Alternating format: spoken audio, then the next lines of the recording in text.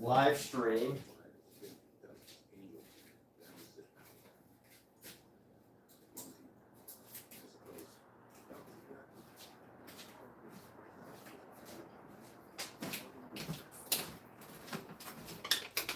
So today's live stream is basically based on the fact that it took forever trying to figure out what to paint. And hopefully trying to find a way now, trying to find a good idea right now. And it makes me think about like how, you know, I think at the beginning, the early days of painting, you know, you could just like take a bunch of pots and put them together and be like, hey, that's it. That's my painting. That's my masterpiece right there. But today, kind of have to, I don't know, it just doesn't feel as interesting. But I also get the reason because, you know, back then artists were being trained for a variety of things, whereas today, you know, artists really just want to get that clout, that social media clout. And that doesn't come, you know, modern art at least doesn't come from painting inanimate objects. Now, again, I am speaking a bit facetiously. I'm speaking a bit in a sarcastic way, you know, in a way that reflects modern times. But as much as it is, as you know, we might think that it's true or not true. It seems to be a reflection of modern times, right? Who wants to put in work and paint boring things?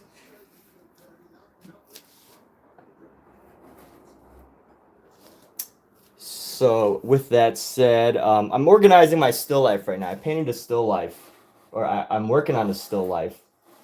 So just trying to organize the still life right now. Get my painting materials together, and then we'll get started. So I'm trying to think of what I'm going to paint over. I'm going to paint over on top of something for this still life. I just haven't decided what that piece will be yet. It could be anything. It could be a wide variety of things that I paint over, a wide variety of paintings. But real quick, I want to pull off some of these chunks of paint or chunks of pastel that are a bit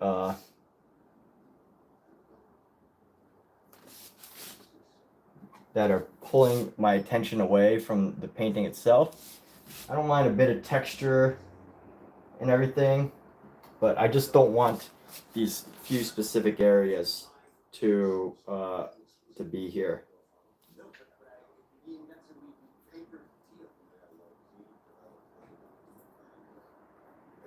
So this is my painting of Donnie T. This is oil pastel on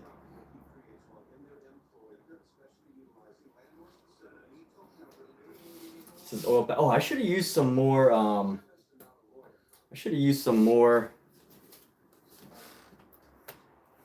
Of my palette knife for this, but here's my portrait of Donnie T, which we all know as the Don, aka President number 45 and 47.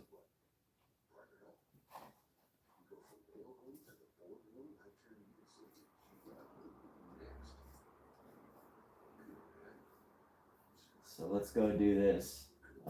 We're gonna go. I'm just putting together some of my supplies here before we get started. This is not the actual painting that we're going to be working on.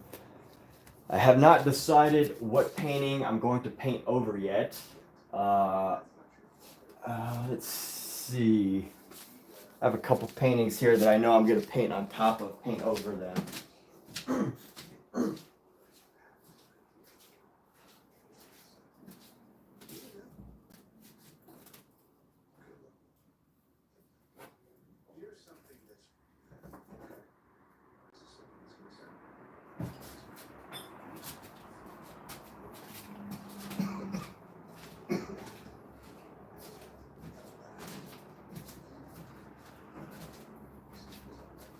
So, is that my easel? Yes. So I find this painting somewhat boring and not reflective of what I normally paint. So I'm actually gonna paint over this. So Michael Wilbur, what's up, dude? How are you? What's going on? Are you here to provide more instruction? Let's go ahead and pop this off.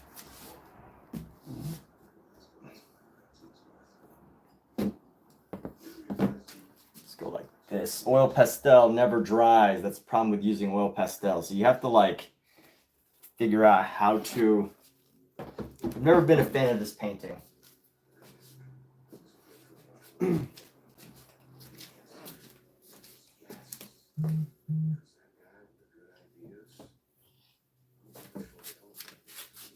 It doesn't reflect me, so we're actually going to paint over this with this idea that we have today.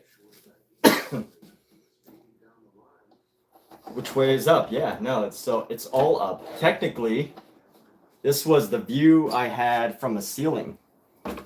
So the view I had looking up at a ceiling, if you can imagine looking up at a ceiling, this was the view where walls intersected with a column.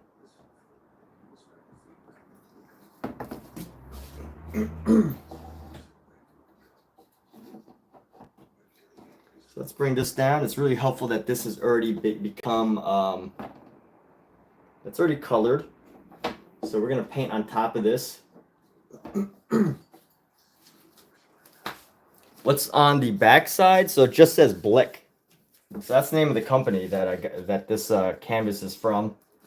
They like to promote the heck out of their own brand here. It says Blick. Blick, Blick, Blick, Blick, Blick, Blick, Blick, Blick, Blick, Blick, Blick. It's a art supplies company.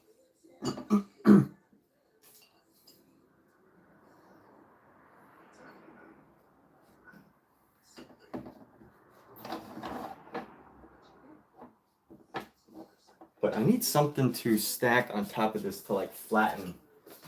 I'm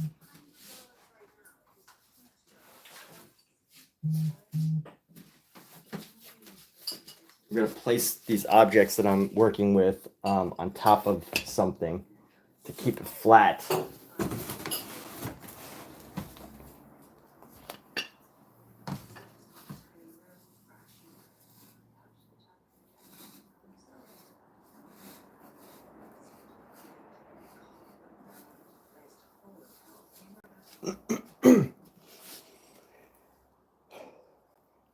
All right. Well, let's do some still life painting, people. Canvas board, yes. The instructions. What's on the back side? Is the back the same as the front? No. So the front is actually just a clear white canvas.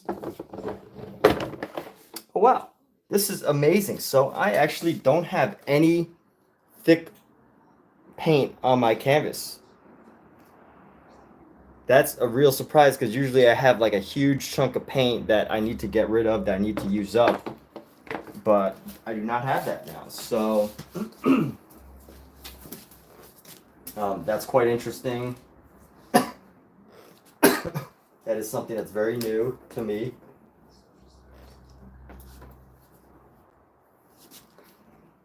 So I have some oil pastels, some watercolors, and what did I do with that new oil pastel that I just found a couple hours ago that I spent hours looking for? Over there? That's where I would think it would be, right? Somewhere over there. So, what's going on, everybody? Hope you're all doing fantastic. So, okay, here we go. So, I lost a pack of oil pastels, and I'm thinking that I'm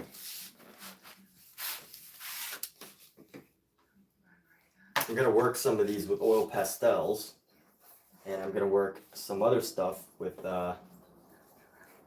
working with oil pastels and some paint. We're going to go multimedia, people. This is a multimedia painting. We're exploring the variety of media here.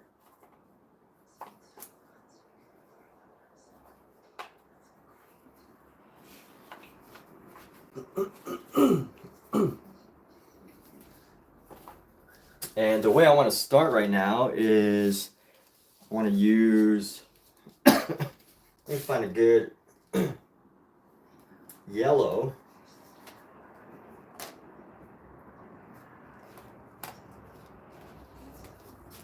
I'm going to start by just sketching out our two sections here. So I've got a little, let's just mark some of the space. So we're going to go right around here.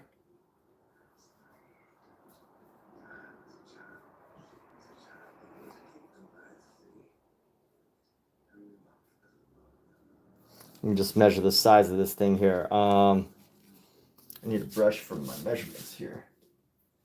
So I'm going to use a brush here and just do some measurements as I measure out the height of this thing. So basically just do the finger method. You lock your elbows and your shoulders so that, you know, you don't accidentally change the distance, which could change the shape or change the height. And then just measuring out some heights here. So let's see, you're going to go 1, 2, 3. Very cute. So we're going to use this oil pastels to mark 1, 1,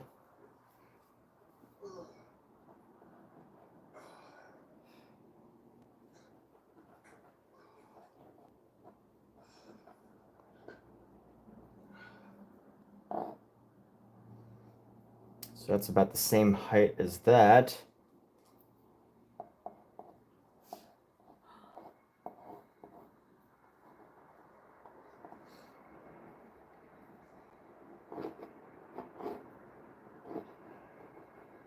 One, and then we're gonna go a big chunk of space right here, and then 2, and then this will be about the same size except a little less wide. Ooh, I probably should have moved that over a little bit. So that's what we're gonna do.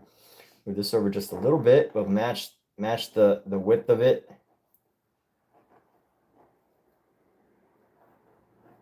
Move that a little too wide.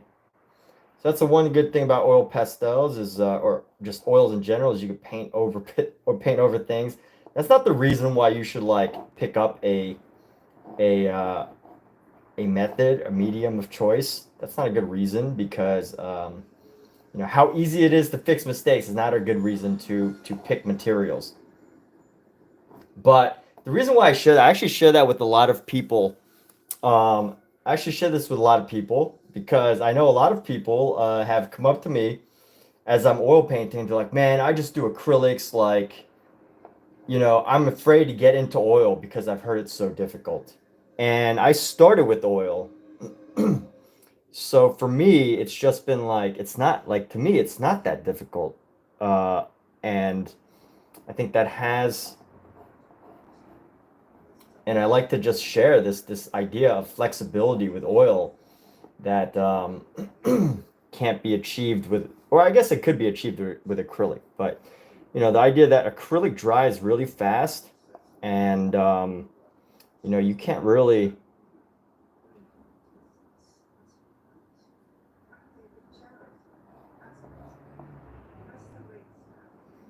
with acrylic, you don't really have as much flexibility.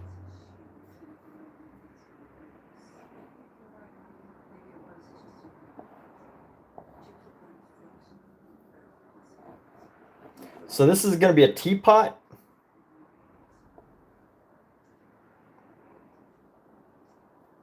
This painting is actually a teapot with a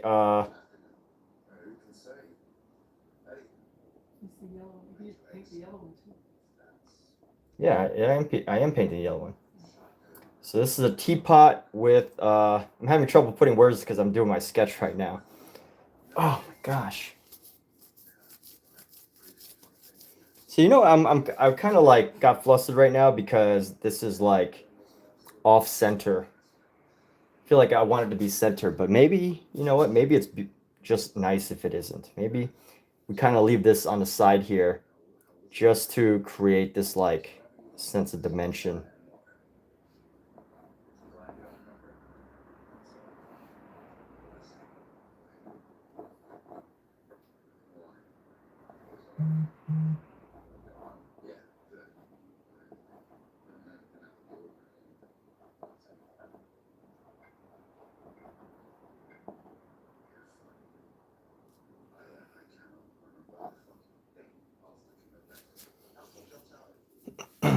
And acrylics are harder to blend if the image is from my head. So this is an actual still life. I'm looking at a still life right here.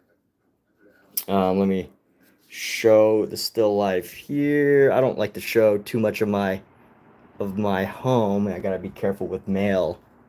But I mean, you know, I don't care about sharing too much of my home. But just occasionally, there's like private information sitting on my table, and I like to make sure that it stays private. That's why, if I'm being honest. But yes, that is what we're working. That is the still life that we're working. You saw it here and now. And right now, I'm thinking that this, you know what? Let me use a different color. So I would totally sketch this differently if it was oil paint, I guess. With oil paint, you could see much better, but planning wise, I feel like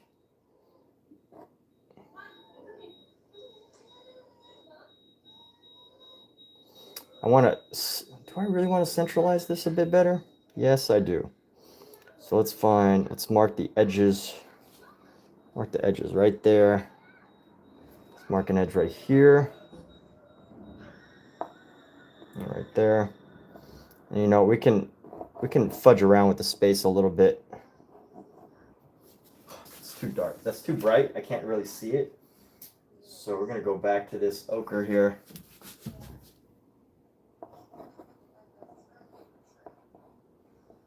You know what? I can just make this piece a bit bigger and just leave this pot here. Could probably bring this pot in just a little bit.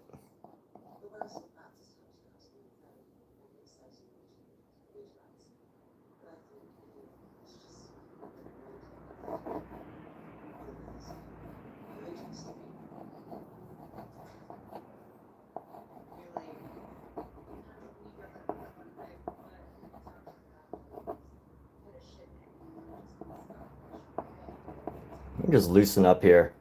I've actually spent hours trying to figure out what to paint today. Please, you don't have anything in my home that you haven't seen before. Right. Yeah, I know, right? Well, that's not a good sign, huh? It's not comforting. Right, so let's go like this. We're gonna go right here. We're gonna go boom.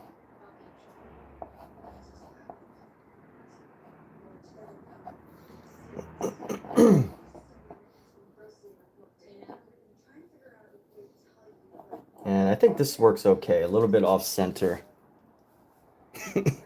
Move this over just a little bit. And this is really just creating a mess. I should have like really planned this out. Just thought it out better, but you know what? It's okay because we're flexible here. And then we're gonna go 3, 1, and then 3 is gonna be like right here. This will be the top. We have some extra space to put our things. So I'm just gonna sketch out some of the pieces here. Got our teapot. Get some of our leaves right here. And we're gonna go around. That's a leaf right there. Get a leaf right here. A leaf right here. And let's go around here.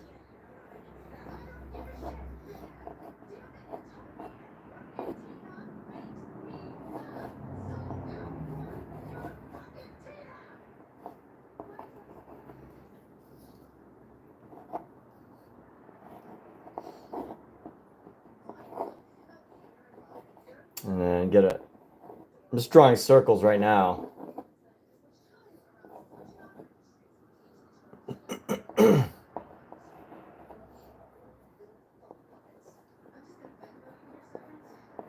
Venmo, huh? They're talking Venmo. So my partner Kathleen is watching the new interpretation of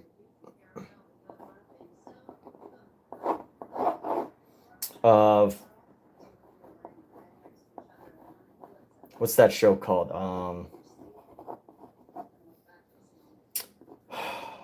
Why am I having a hard time speaking and drawing at the same time? Why is it so hard?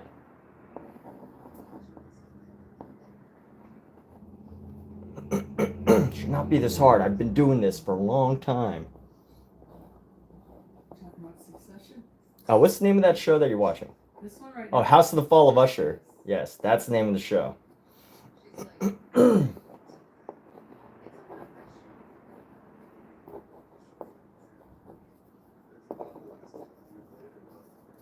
Okay, so this is crazy right now.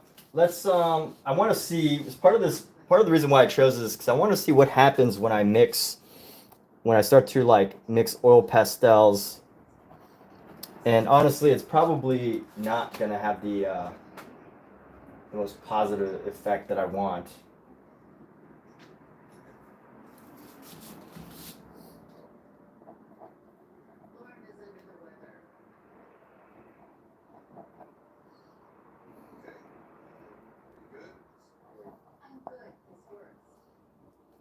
But what's up? What's up, Michael? What's going on with you? What is the most interesting thing that has happened to you today? Besides stopping by to check out this painting, of course.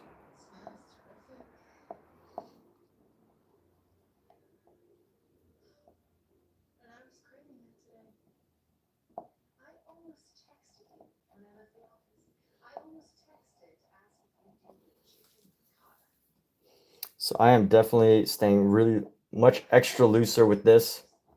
A little bit extra loose.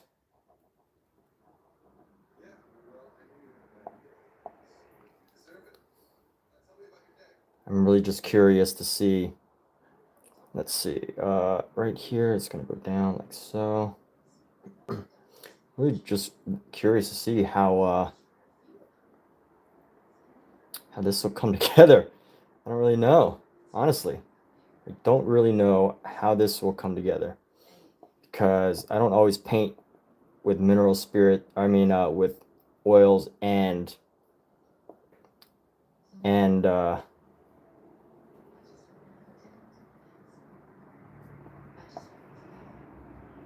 oil paint at the same time.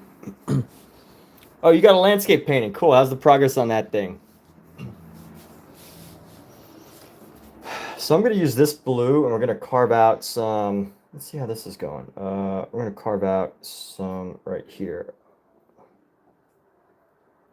Just developing a sense of adventure with this piece, you know, a sense of, hey, let's not be afraid to tackle this subject. Why would anybody be afraid? Because you don't want to mess up with two separate materials. I don't know why people would be afraid, but I'm just making reasons why anybody would try to avoid something like this. Why would I avoid it? You know, I was like, yeah, it's too boring to just paint stuff that's in my apartment, you know? It's a horrible reason not to paint something. Or not to draw something or whatever.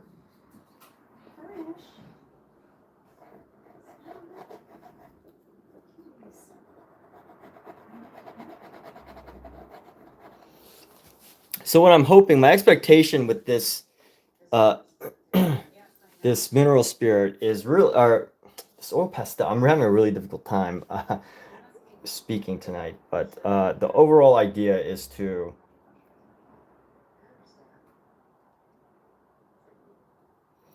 just to create a multimedia concept here.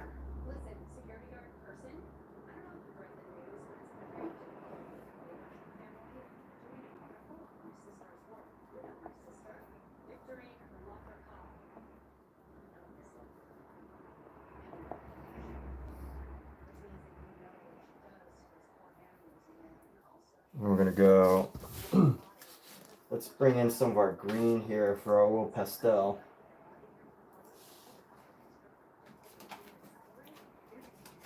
We're gonna use a deep green here.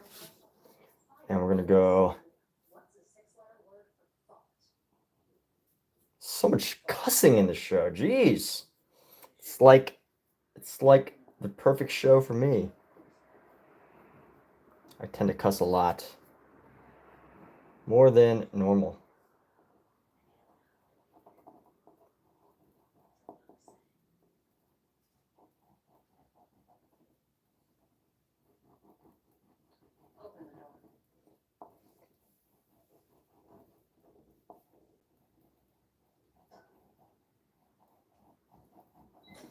So still keeping this pretty childlike in nature.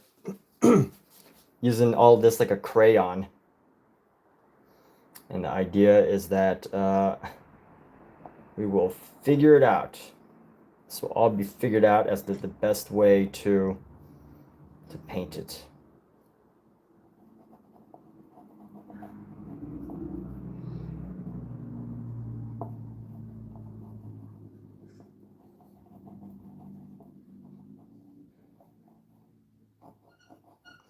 But I really did spend a long time just deliberating, just sitting here saying to myself, what should I paint today? What should I paint today? I don't know. I don't want to paint that. I don't want to paint that. Until finally I'm like, you know, what would an ancient artist do? You know, prior to cameras and photography. And like, I guess photography's been around for a long time, but what would like an ancient artist do? They would probably just put a bunch of stuff together and paint it and call it an art piece, a masterpiece, a masterwork.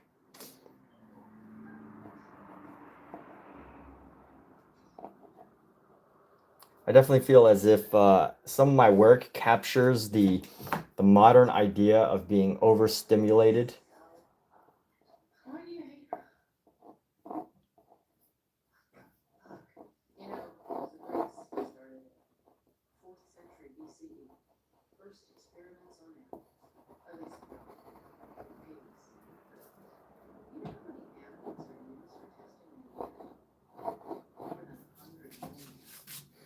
Early morning with the road fenced on, followed by meadow flections, orange, red, followed by meadow flowers through the forest early morning. That sounds pretty amazing. Sounds pretty amazing. Well, I do hope that you consider sharing it with our live stream one day, with this live stream, whether you're done or not. Just gonna let you know, Wilbur, though, there are some high expectations for you for your work. And just to give you a little bit of extra pressure, you know, if you ever do show it, just to give you that pressure.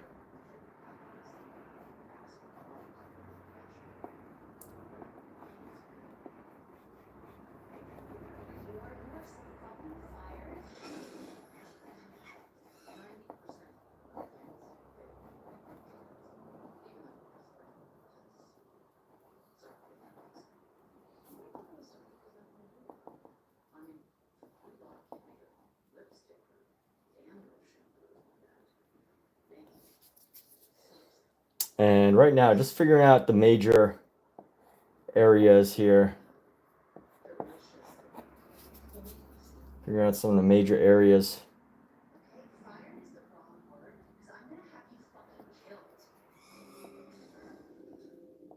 This comedy? What is this? I told you there's some supernatural behind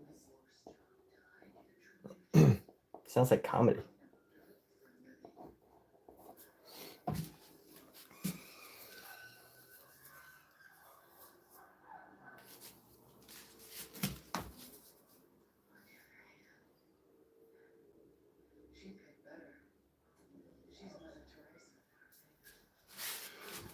And let's see, we're gonna have this going off the page. It's gonna go like that, and we're gonna go off the page here.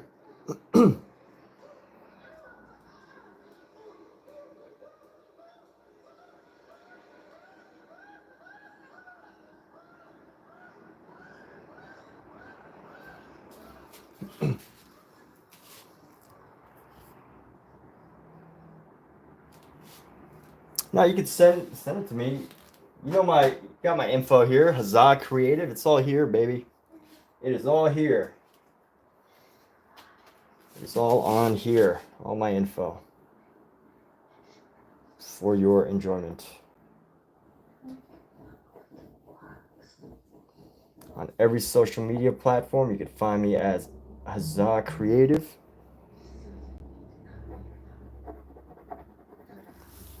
Who's texting me right now? Not Michael.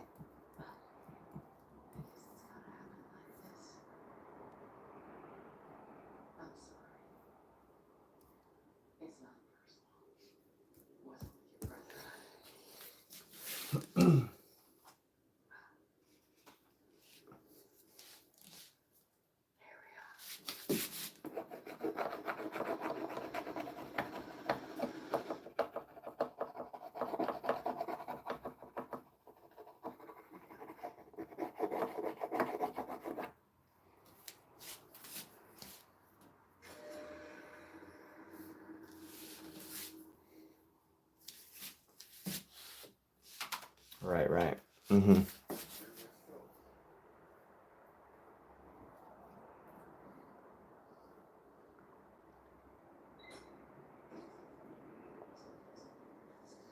We'll find where this piece goes. We're gonna find.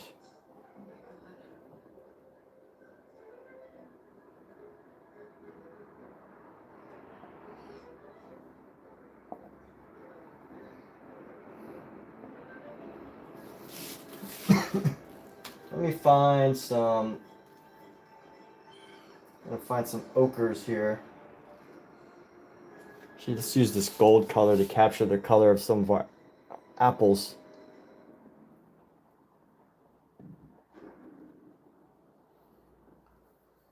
And we got a beautiful little pear right here. Where's that pear go? That pear goes right over here.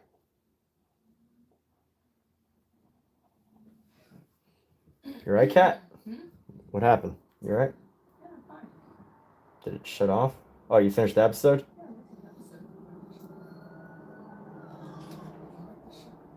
You like the show? Good.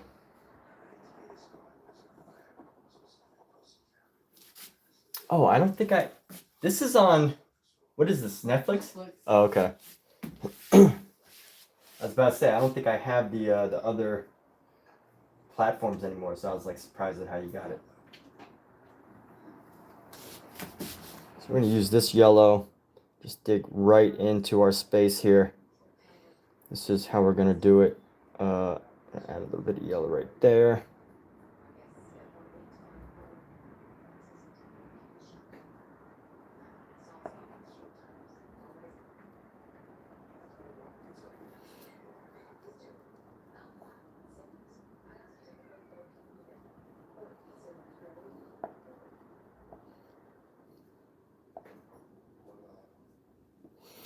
And this isn't really, Omizu, what's up, dude? I am painting a, by the way, Omizu, I uploaded some new, oh yes, you got the, you found the thing that I was just about to tell you about, the images, the membership images, yes.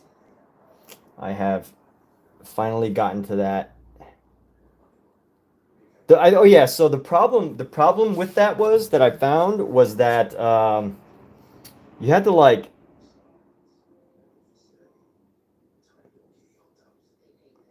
I have to reduce all the sizes of all my images, which is really annoying. But because all my images are like higher quality, like, you know, much higher quality images. So I had to like find a website that allowed me to reduce the image size. We're using some oil pastels now to start this painting, and then we will eventually move into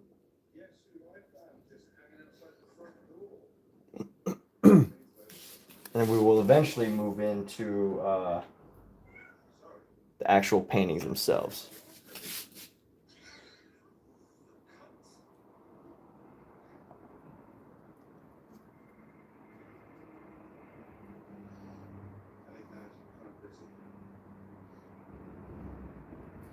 Yes, earlier I did show what the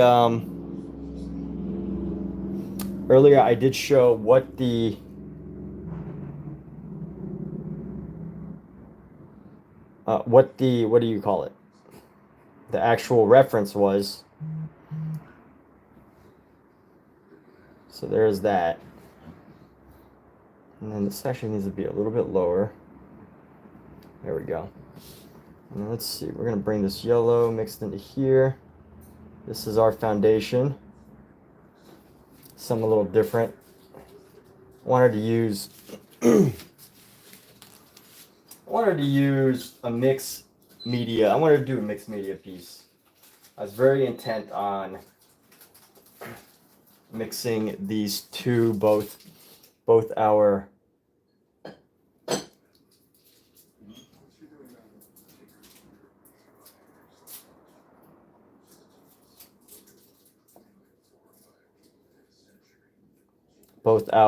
what do you call it?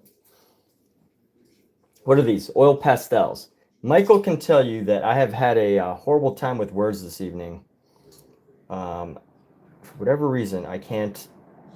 My vocabulary has declined today. My ability to form sentences is not very good today. Crap in the air. Oh yeah, I'll blame it on the air quality in Los Angeles here.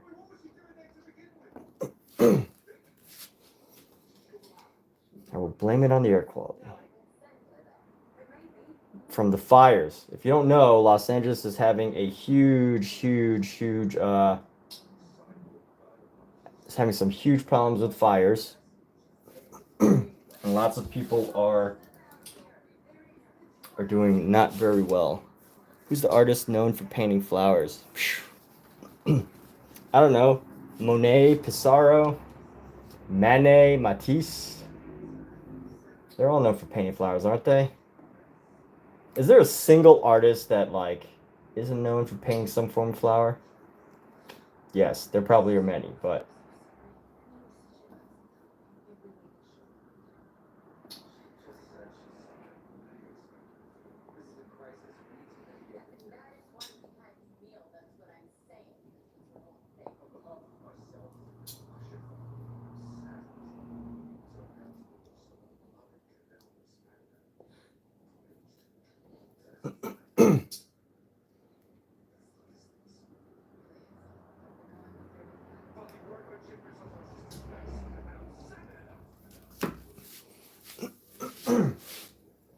and let me go over this with some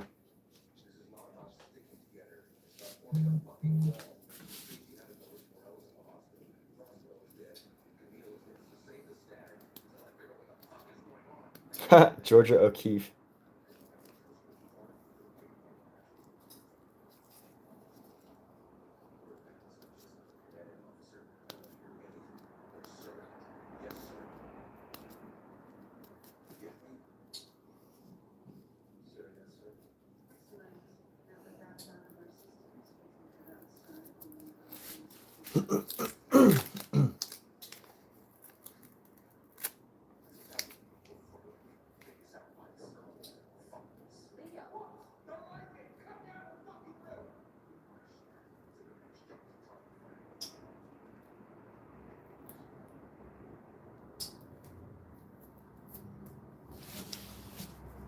Speaking of Georgia O'Keeffe, I was just talking to somebody. Oh, this was done with all oil paints. I'm doing oil pastel on top of all this. And we're just seeing, how this goes.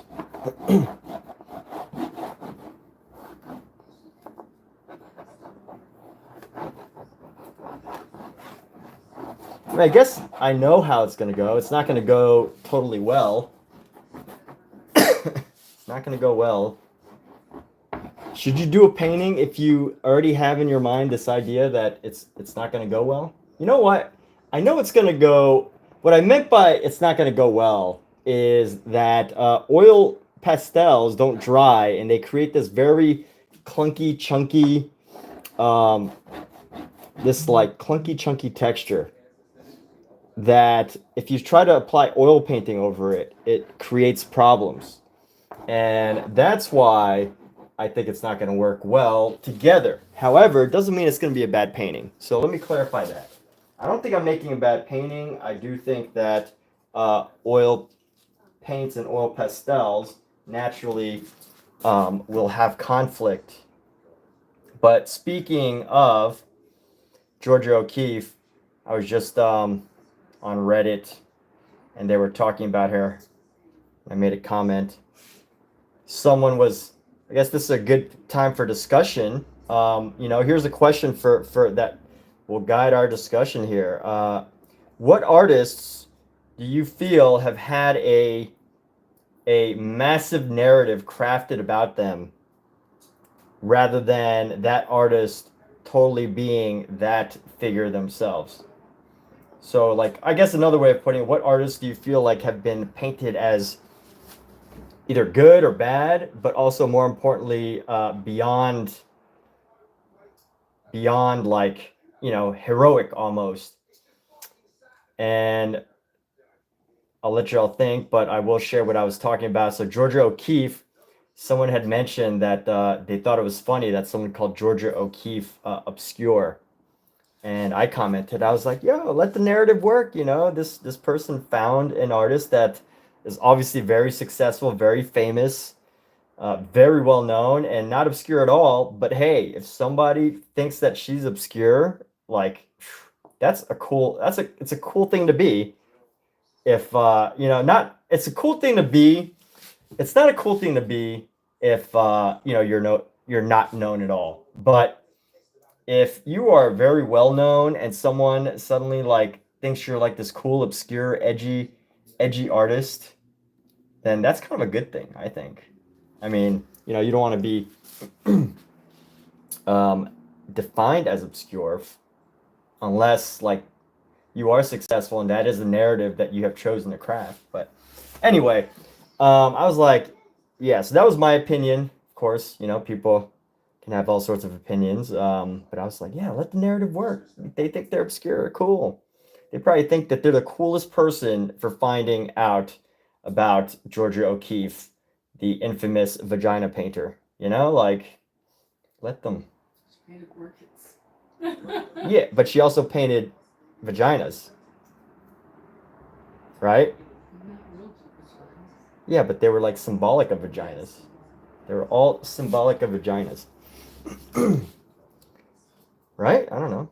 Like, do you disagree? If you disagree, speak now or forever have my opinion as the... She liked painting natural things. Okay, I know I am simplifying the true value of her work, right? Okay, by saying that she just painted vaginas. I can agree to that. Anyway, the flower is sitting in bowls. Let's see. I'll be picked on. Omi will be happy to. No, there's gonna be no peeing on this live stream. It'll fall apart. You think so? You think this will fall apart if I paint it with oil paint on top of?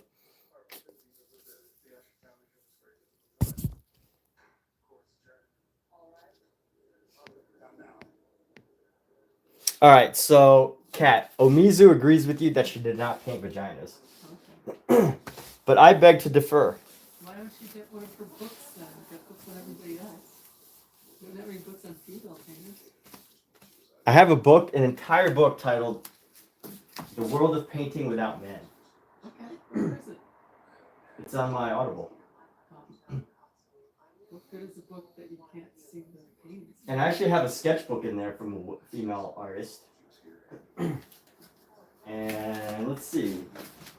You know what I do find fascinating though? I think this book doesn't have a single female artist on it, which I would find Let's see, Titian, Antoine, Vermeer, Auguste Renoir, Bertha. I don't know. Bertha Morisot is a man, I think. Yeah, I'm fascinated by this. There's no females on this, which I'm sure somebody would be very offended by. But anyway, there were a lot of great artists that were female. But anyway.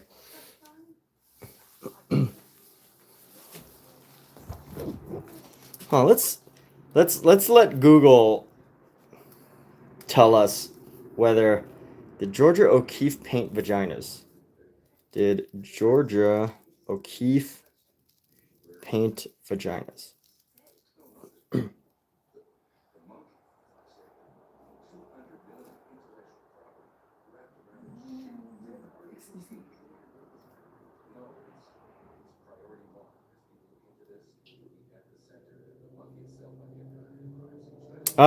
She was she was very offended when people would say that her paintings look like vaginas. But Georgia O'Keeffe, one of the most, why do people see vaginas in her painting? Well, here, look. It now seems abundantly clear that in spite of her vehement denials, O'Keeffe meant some of her paintings, not just the flowers, to look vaginal. She meant for them to look vaginal.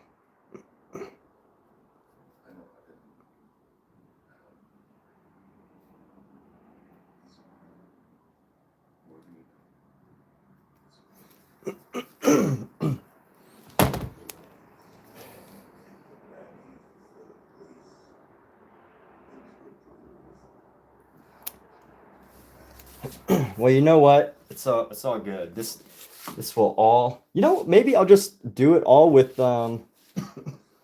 with oil pastels then. If that's the case, if the case is that it will all flake off at some point in the future and this won't last 100 years, then maybe I should just give up and just use oil pastels. I should just use oil pastels instead of oil paint. That's it. That's the secret. And it is, I do like where this is going so far, so, it's not bad. She denied. So apparently, Georgia O'Keeffe would deny that she hides sexual symbols in her paintings or her photography, her paintings, her artwork. But, I mean, based on the people that I've spoken with, or seen articles about her, like, it is definitely in her work. But again, well, she's dead, so I don't think it's fair to try and even create this narrative because she is no longer around. I didn't even touch you. My hand near you. But I don't know. I mean, well, Mizu, that is the most simple explanation of why it won't work. And I knew it at some level, right? Maybe, I don't know. I knew that it wouldn't work at some level. I knew that there was some, just by working with it alone, just by working with these materials alone, you can instantly tell that, the oil paint and this kind of clash. But you know what? It does create an interesting texture, and you just can't match this texture. So we're doing it, and we're gonna do it well. What song is that from, Kat? Surely you know. We're doing it well. I know the song. I actually like how this is turning out, though. It's pretty interesting. It's got a design to it. And you know what? Even some oil pastels don't work together. Like, I'm using like an expensive oil pastel on top of a cheaper oil pastel. I think the cheaper oil pastels are better as like a foundational layer because they're easier to draw on top of, to paint on top of, or do more pastel work on top of.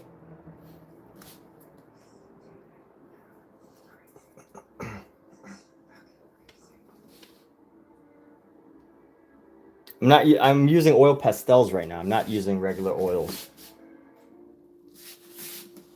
So let's see how this goes together. We're gonna go.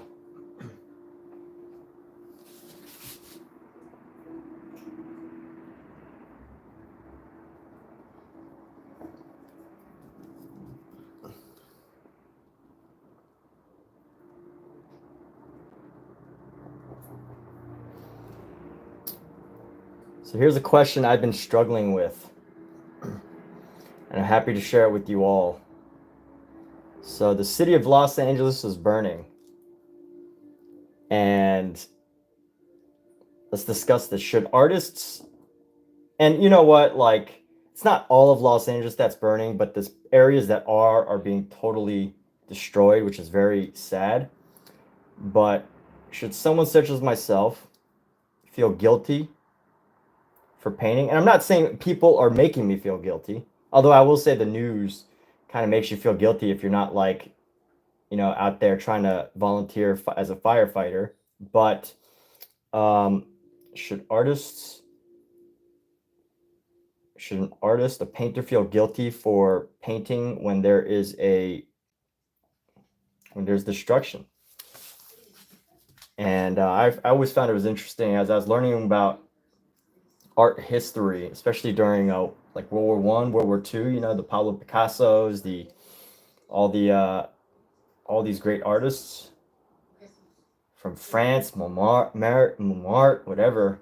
There were ones that were able to avoid war, and there were a lot of artists who ended up going to war and dying, even very talented ones.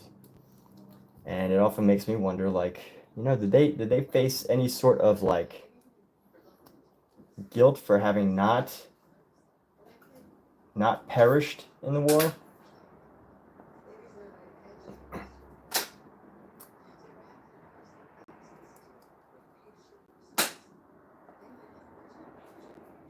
But anyway, there's some food for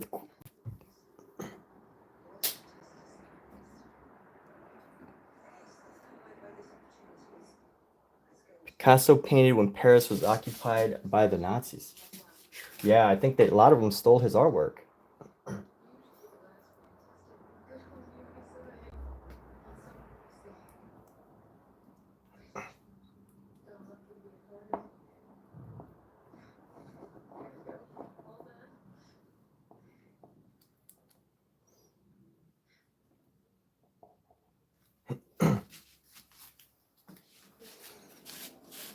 Ooh, you know what? I want to take a thick white. I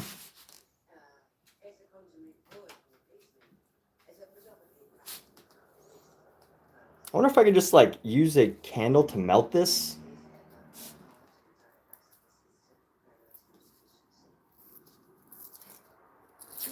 Or to heat it up. I mean, I probably can. I just.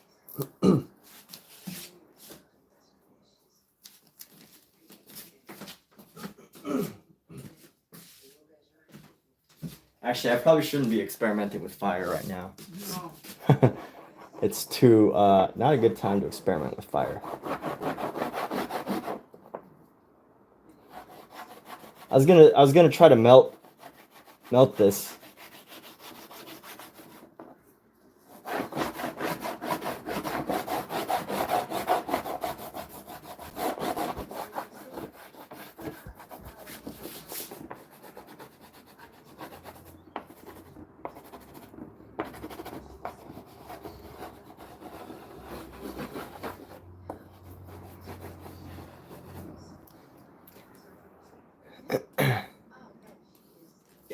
I just don't want to paint the fires. I thought about that. I was like, maybe I should go, just stand outside and paint the fires. But there's so much photographs of the fires that are happening right now that it just, like, feels too taboo. Or not taboo, but maybe cliche is the better word. Like, it actually feels kind of cliche to, like, I know there's no artist painting the fires, but it just feels like with all the photography and everything going on, just, I don't know.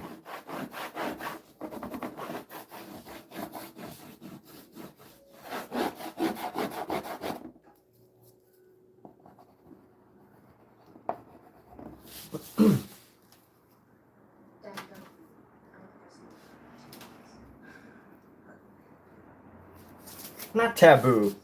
Nothing wrong with taboo, but it just feels like it's not, taboo's not the right word. It just feels like, I don't know.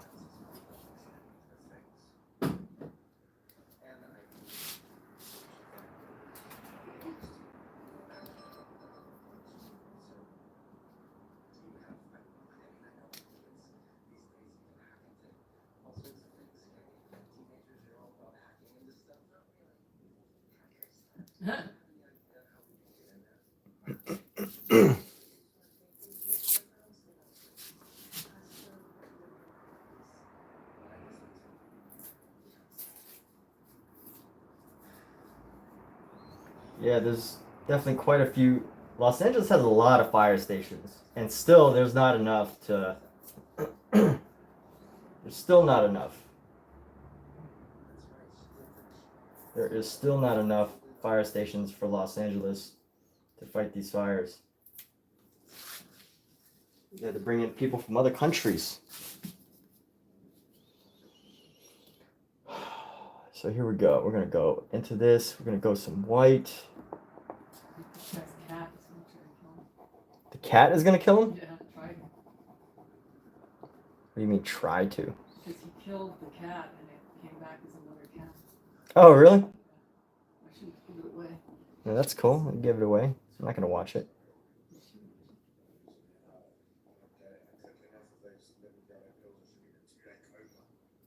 Somebody killed someone else's cat, or he killed his own cat? It was his boyfriend's cat. So some guy killed his boyfriend's cat? Why? It's so horrible. He doesn't know. He was blacked out. Oh. He found the cat dead. You think the cat can kill him? Cool. This is horror. Horror, comedy, dramedy. You know, the only reason why I wanted to watch this as a movie at first, I would have watched it if it was a movie, but I don't want to watch it now.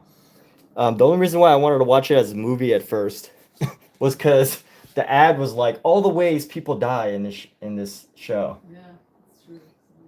and I was like, "Ooh, that sounds kind of cool." It is good. You only like it because it's a famous story. Here's the cat. You see the eyes in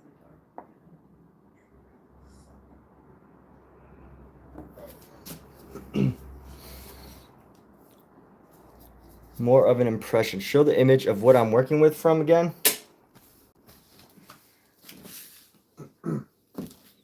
So here we go. We're gonna go surprise. Here we go.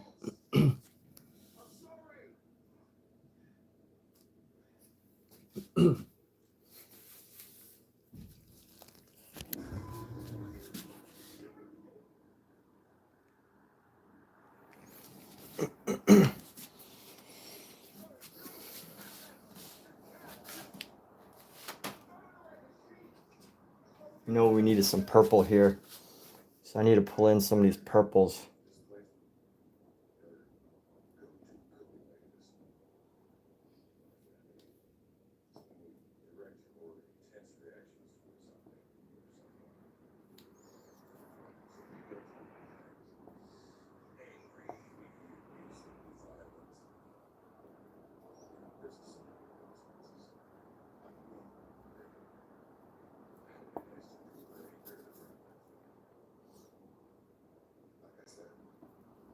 I'm gonna grab another color for these these grapes. You know what? These pastels are almost like unusable for this. I have to press so hard in order to get them to show.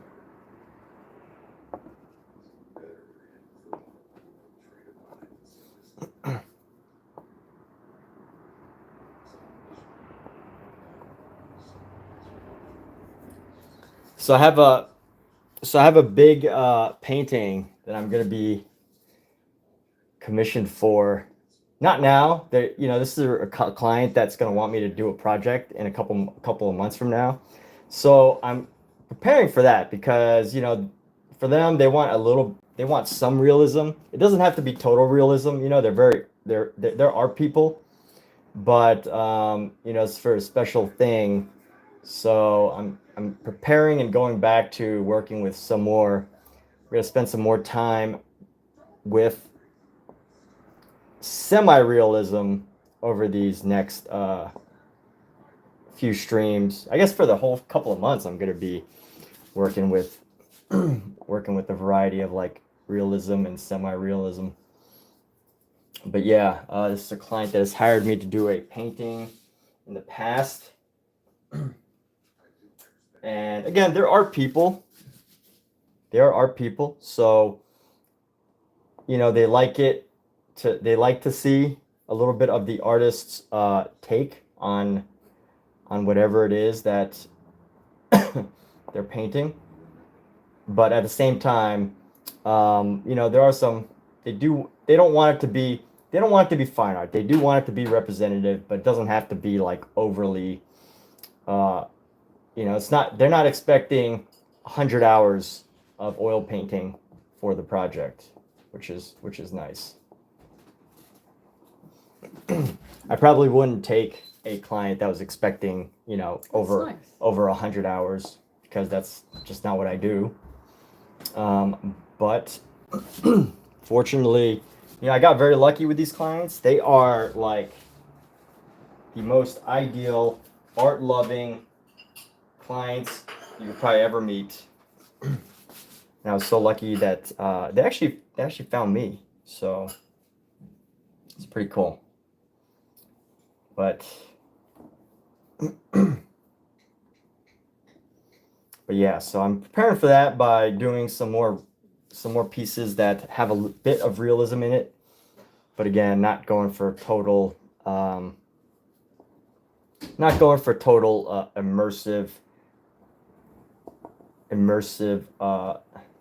photography painting.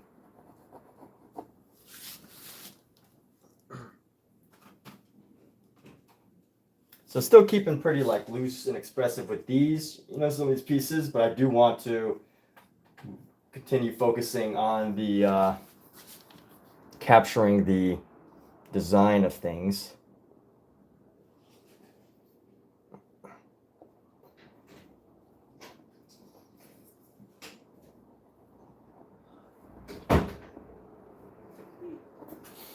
So will I live stream it? No, I can't live stream their painting.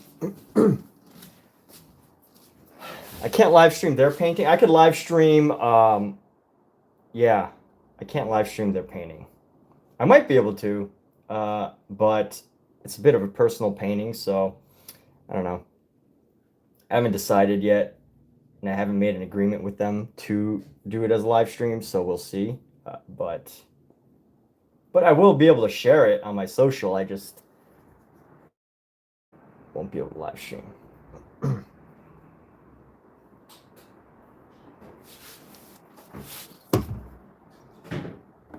But like I've mentioned before, you know, like I found some amazing clients just because I'm out painting and meeting in person. It is so helpful to just be out and about.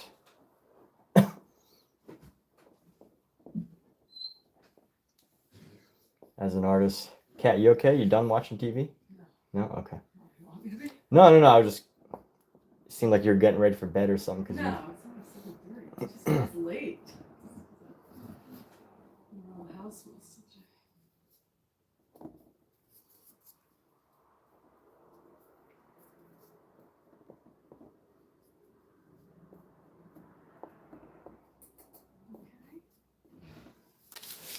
So it's a cat painting. No, it's not a cat painting. This upcoming one is not a cat painting. Who's making noise? I have not totally ventured into cat paintings yet.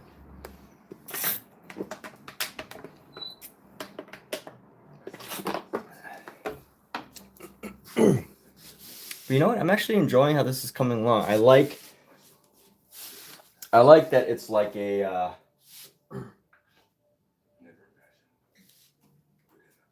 that it's got this variety of colors surrounding it. I like the idea that I could just like paint straight over it.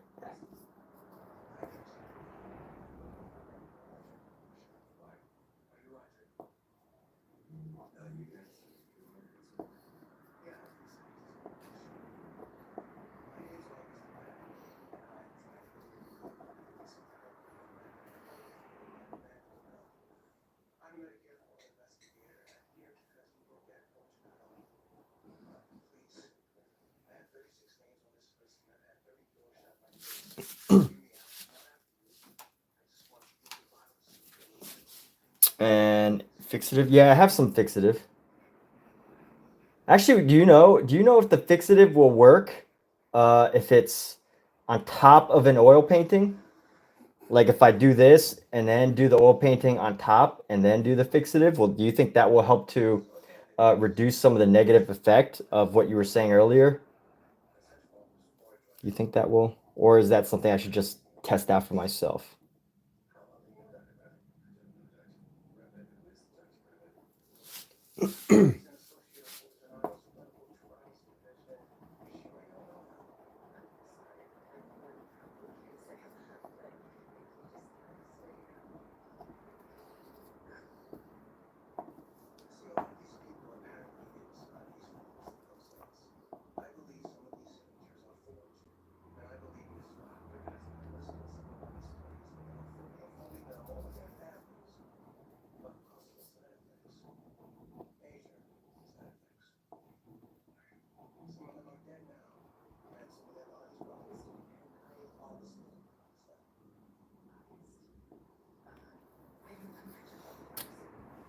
I do love oil pastel though for the all the variety of color that I can. If the oil is polymerized for the most part.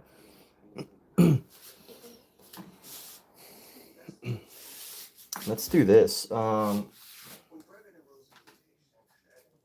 these oil pastels are so.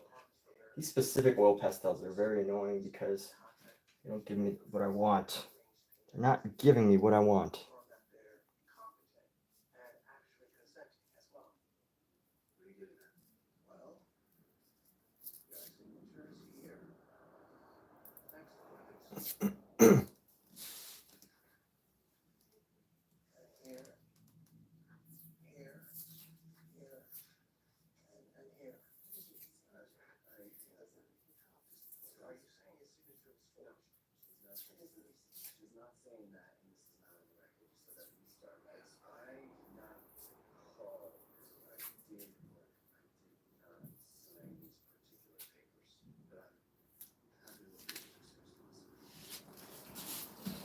Let's use the backhand for this, or the underhand.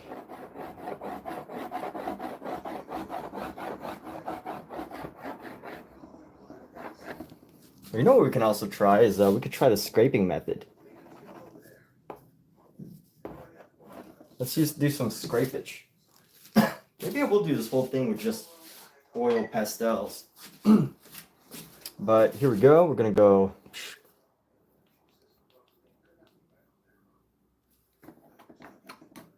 No, that's gonna take.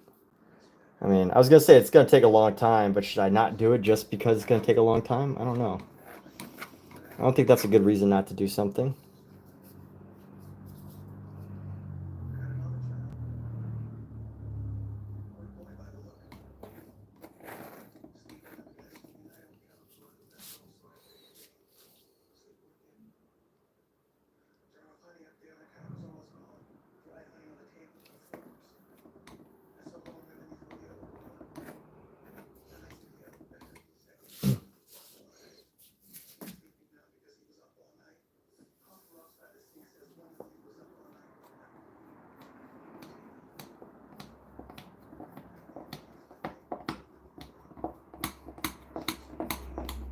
Oh, this actually creates like a nice texture.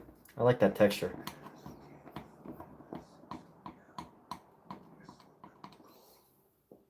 This actually creates a pretty interesting texture. I like it.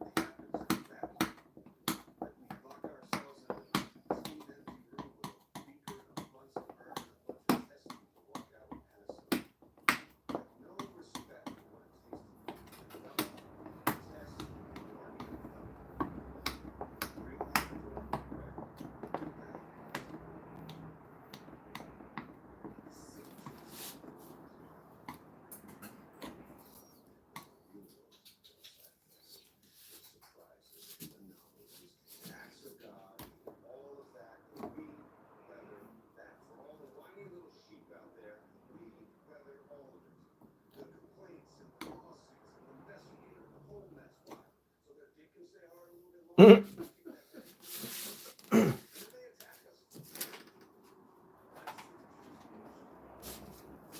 right, let's go into this green right here. We're gonna fill this with color. Scrape off some of this color. Just gonna go straight into it. Let's go. Go deep, deep with color.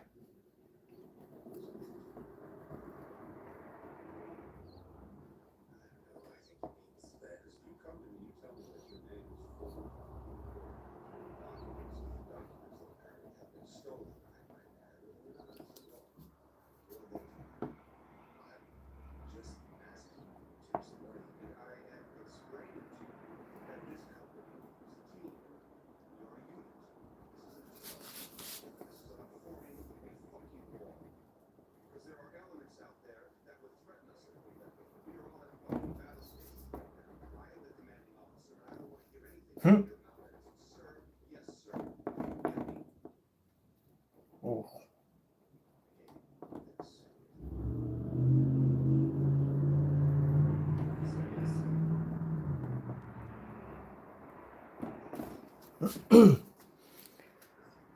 It's coming together. Am I turning into a mixed media artist now? Yeah. Well, like, am I turning into one? I don't think so. I think I already am, huh? When do you say that? Couldn't you say that?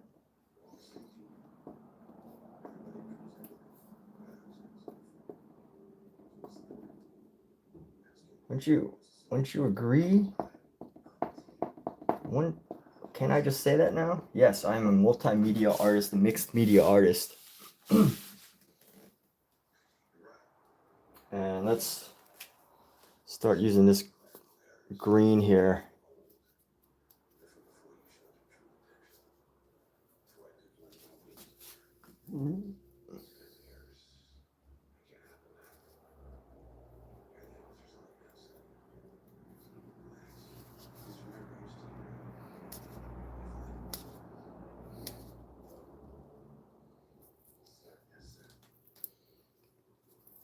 Mixed media, multimedia. Eventually, I'm just going to move into AI totally. And it'll just be like, yes, AI art. Just kidding.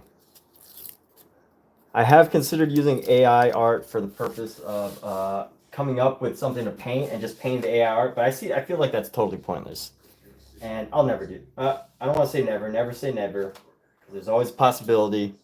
Especially if it's on your mind. If it exists on your mind, it is a possibility. But as far as I'd like to say right now, I'm not going to ever use AI for this brand. Huzzah Creative. I don't plan to ever use AI. But you know what? I might start some other brand where I'm like, I just want to make a bunch of t-shirts for a different brand. I don't know. It's really tempting to use AI. There's so much opportunity. Like, I see people using AI. They're not profiting off the AI directly, but what they're doing is they're literally just they're using AI to drive traffic to whatever it is that they're doing. And with that traffic, they use to go to like some AI newsletter or some other platform.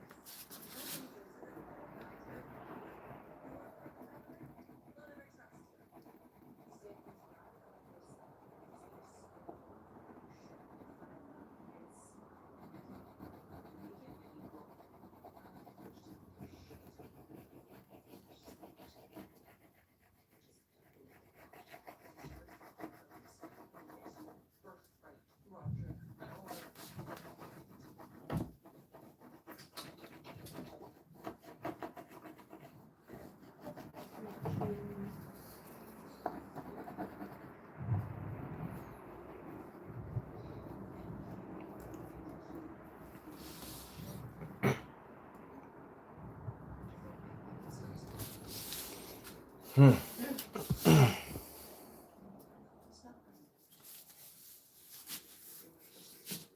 know what? I got to go into the space behind the wall here. Let's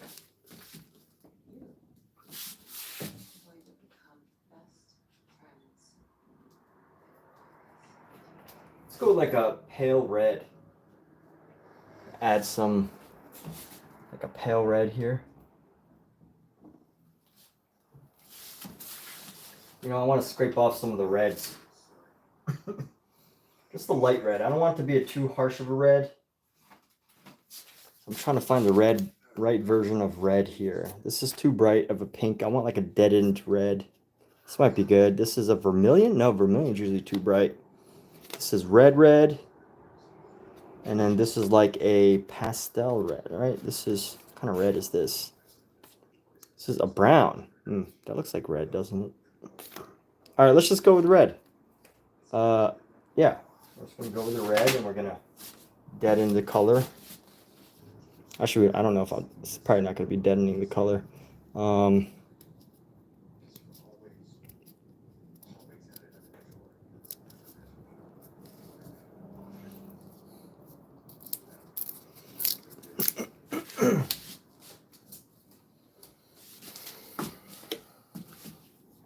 All right, we're gonna scrape this off and lay it down. Scrape it off and lay it down.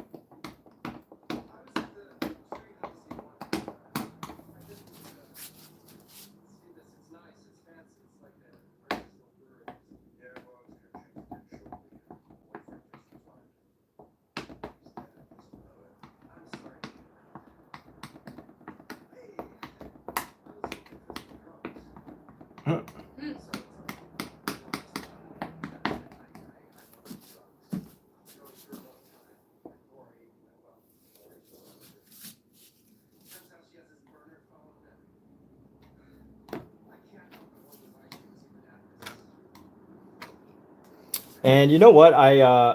So this is a decision I've made is, I know the right way to like use oil pastels is like almost as another form of oil painting and to like blend the colors in some way. But I really like the idea of just working with like oil pastels as they are, allowing their texture to just be as they are.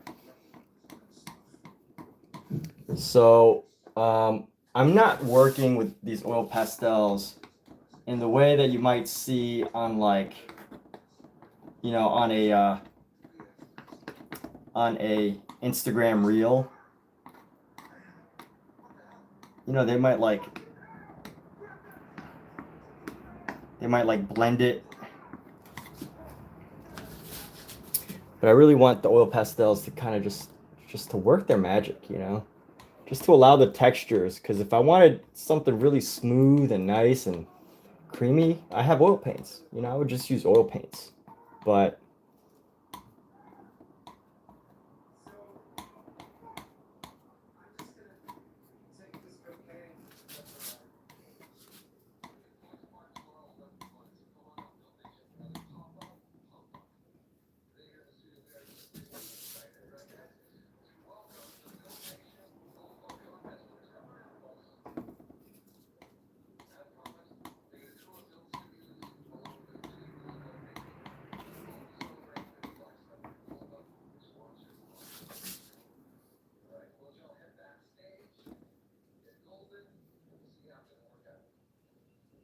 Gold Bug Fitness products.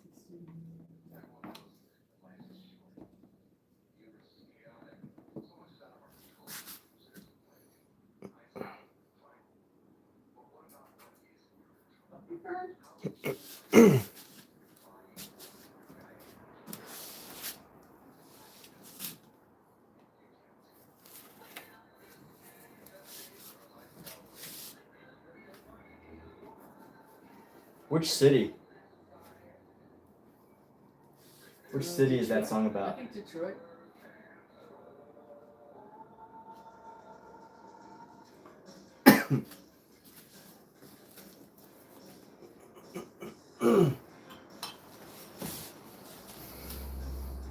Kind of like this. I like this this look. It's a little bit unfinished, but also interesting. Let's see. Let's go in with a green. So I was listening, and I'm not comparing myself to Cezanne, right? I'm not saying that this is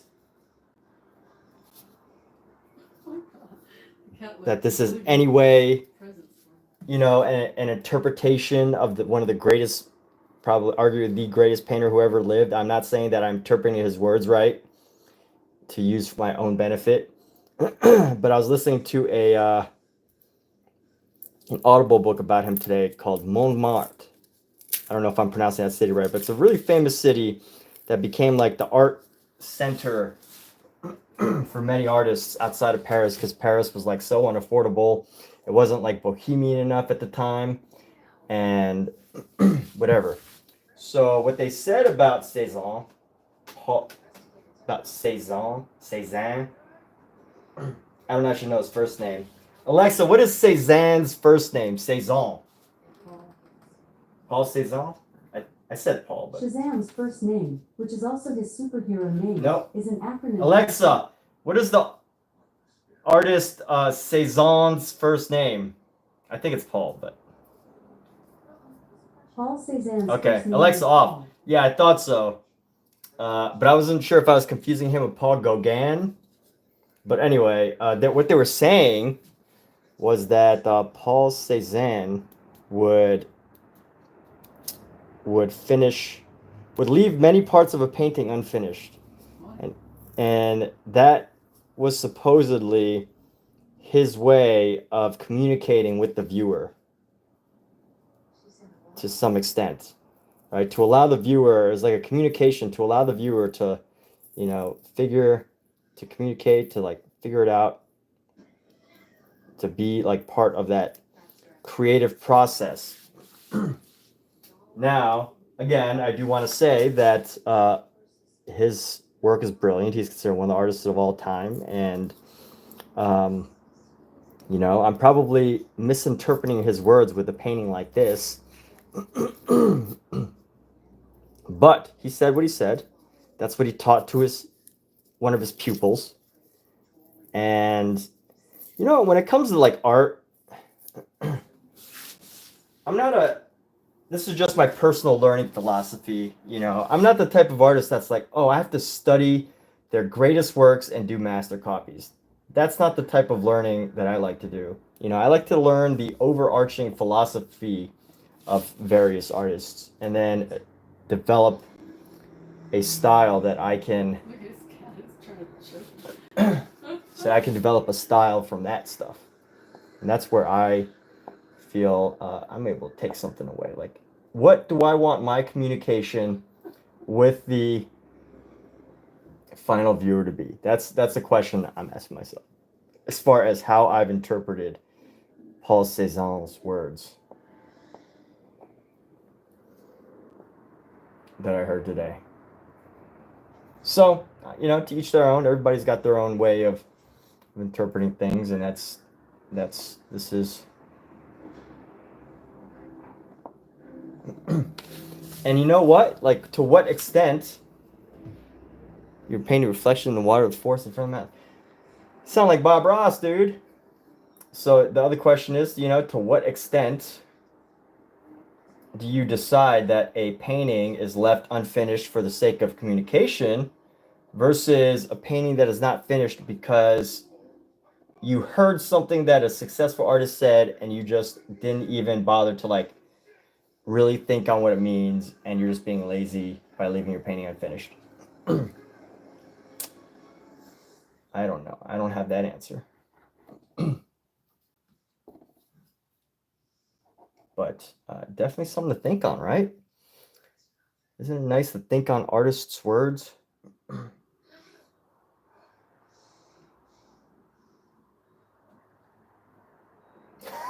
cat. I think the show's like a comedy, huh? It is. It's like over the top. It's like She's the envelope in many ways. Everything about it is just hilarious. not just hilarious, just like dramatic.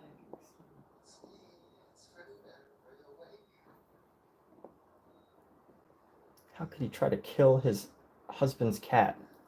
The cat's trying to kill him. Oh. That's why he tried to kill the cat? Yeah. The cat is trying to kill him. Oh.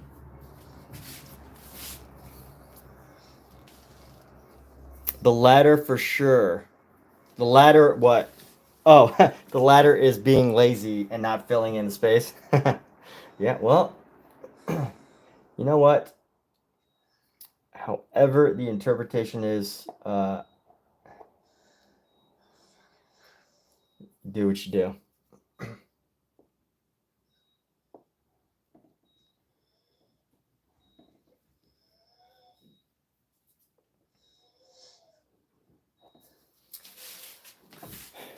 So here we go. I'm gonna pull out a green here. Let's find a much lighter green. Is he dead? Nope. We're gonna do this light green underneath.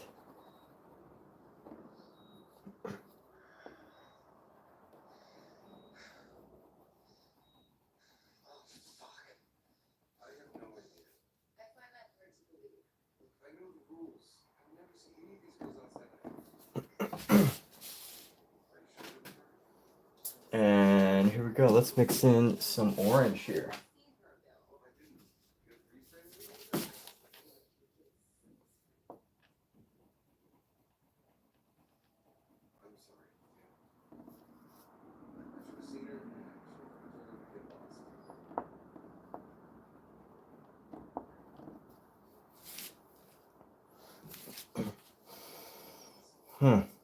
And here we go. Gonna paint that in. Let's give this a bit of a glow. We're mixing in some of the orange to capture like a nice different kind of red.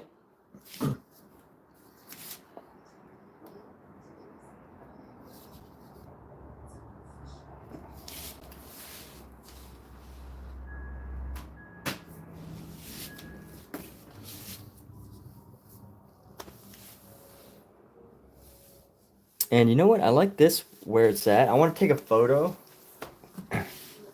And I almost feel like I can call this complete.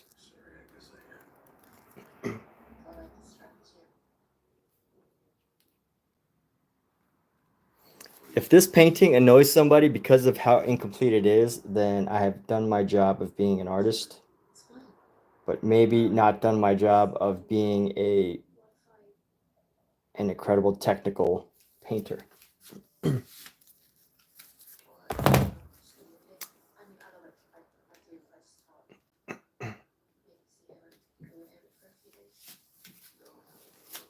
me step away from for a moment.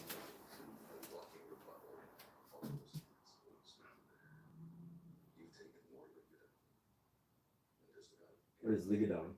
It's what they're calling their product that is like fentanyl. Ketamine, fentanyl. Ketamine? It's all different. Fentanyl, the pain pill. And their pharmaceutical company that is called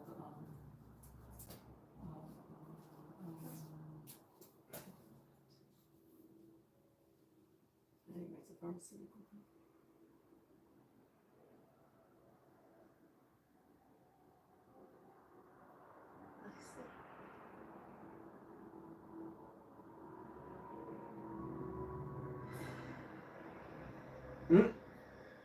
Somebody said his daughter had all the acid dropped on.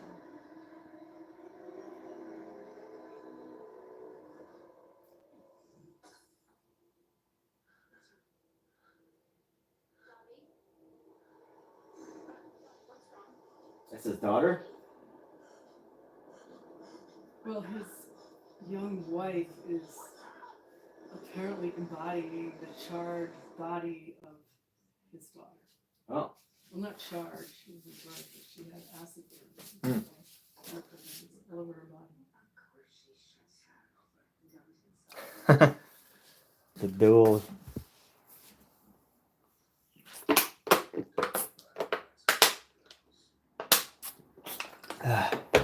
Excuse me.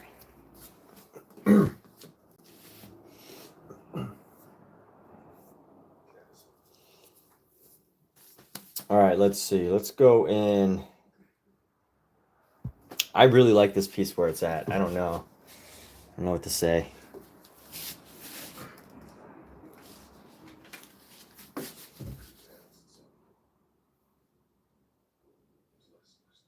I guess I do know what to say. I like this piece where it's at.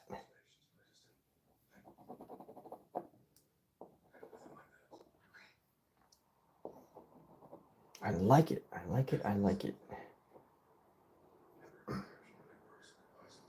Apple. Got some of the grapes there. Let's add green apple right there. The red apple.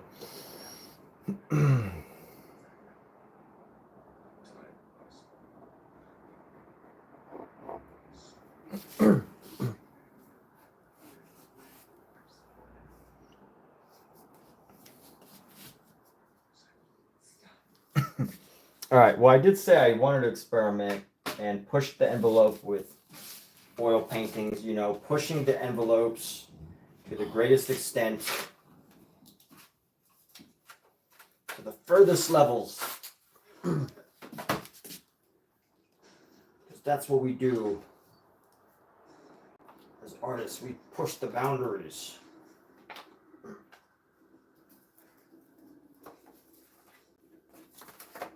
And I'm going to put my oil pastels away and we're going to do some oil painting. Let's do some oil painting. Let's see. I want to go, let's see, what color should I bring in? Definitely some green, some greens. I'm going to use this lime green, or this cad green. This is a cadmium green? Oh, look at this. This is a cad green. I don't realize it. Cad green is this bright, but it's a series 3, that's why. So series 3 cad green, which means it's an expensive series 3 is expensive. And then I'm going to throw down some Viridian Hue. Oh, this is permanent green light. That works. Permanent green light.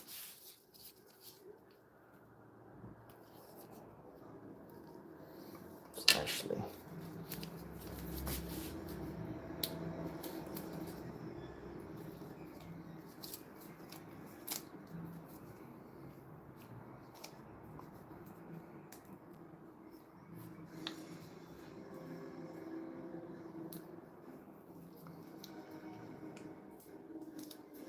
It's gonna go over the edge of the balcony and die.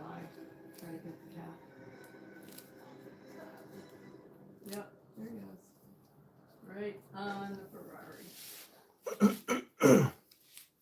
Nope.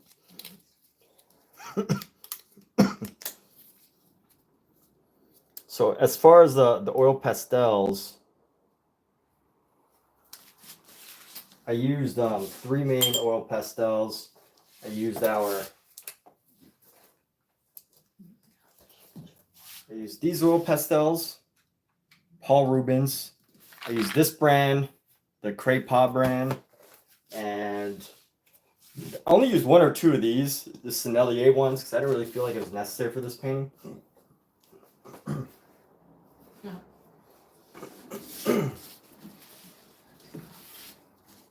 Said take a coffee break. Not a coffee break. It's like a coffee break right now. Not a coffee. All right, we got our greens. Find our cad yellow.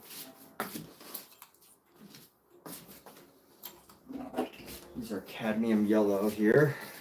I'm gonna use a lot of yellows and greens.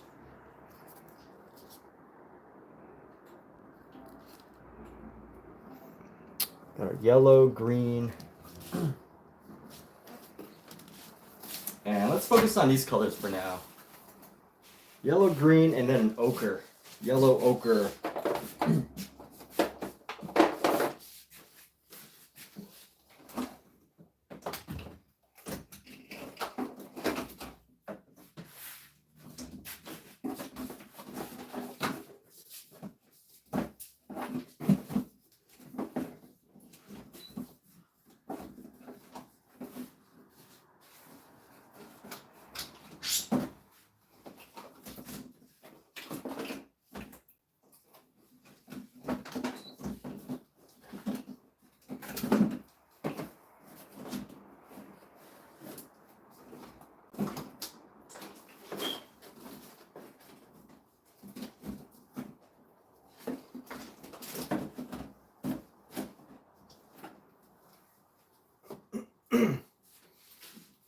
We're gonna use our Lucas.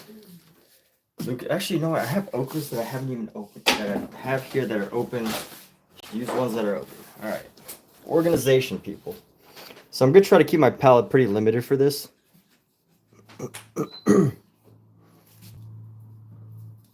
And then burnt sienna. I want some burnt sienna. Here's my sienna.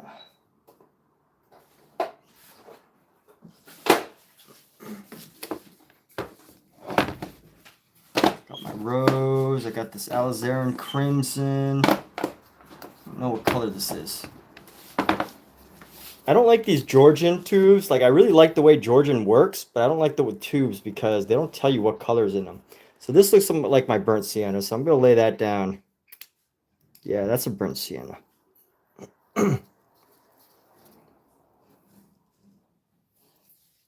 Sennelier all the way. Sennelier is amazing, yeah.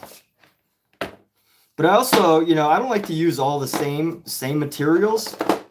I think it's nice to have a variety of materials because with the oil pastels, they are, maybe it might be alizarin crimson. No, it's probably burnt sienna. It looks close enough.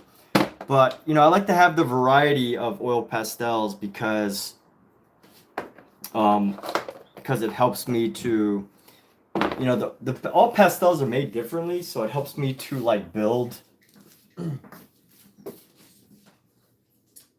Oil pastels helps me to build layers. Where the really rough ones I leave on the bottom, the ones that are hard, and then the softer ones I allow myself to like build them on top. We're gonna use up some of our white here. 1980.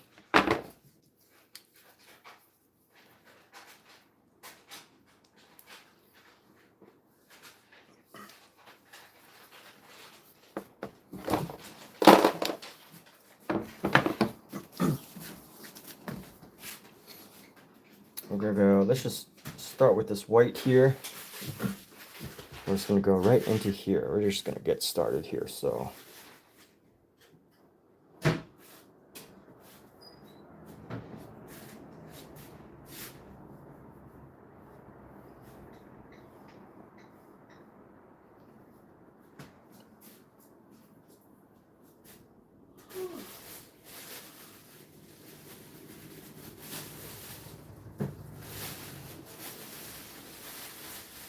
I like this lip here.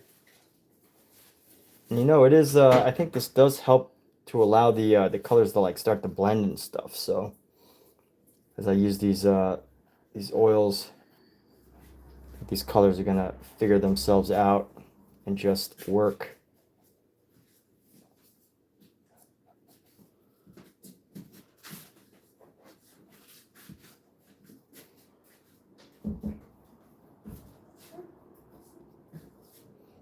And here we go. So let's grab some of our cad yellow here. Is that cad yellow? I don't even remember if it's cad yellow. I think it is cad yellow. So get some of our cad yellow. And I think the best part about this painting that we're going to find is that it seems to have a variety of textures. And that's going to be the most exciting part of this painting. Is that it's going to look different. It's not going to look like every other oil painting.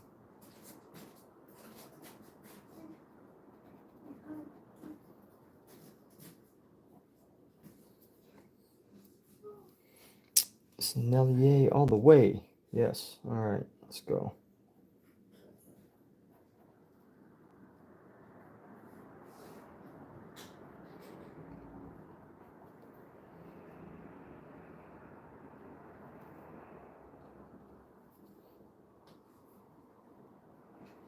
And I'm going with some pretty,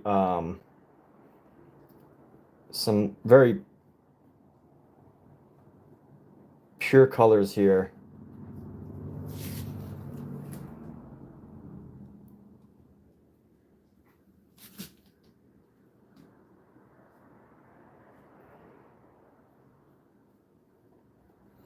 Some pure colors rather than going for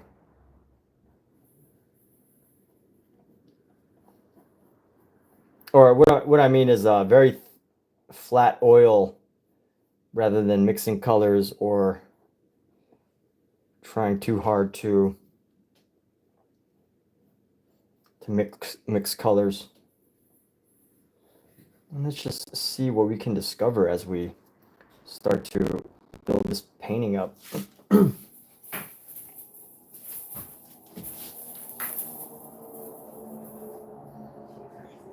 You know what? I do need a blue for shadow. I do need some blue for shadow.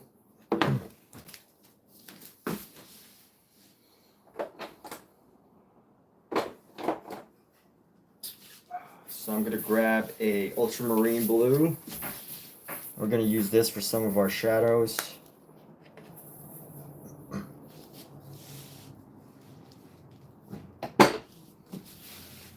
And here we go. So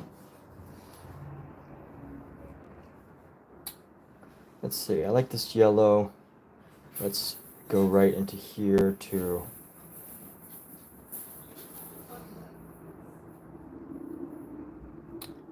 And I was just reading today how they were talking about how some of the issues that a lot of the Impressionist painters came up to when they were developing paint tubes in like the early 1800s, and how, you know, some of them liked a waxy texture, like they would actually put wax in it to create a certain texture. And interesting that you mentioned this idea of wax in the oil painting and why it won't work together, because some Impressionists actually like the idea of wax being in their artwork, because it helped to create like a level of dimension within their pieces, a level of texture.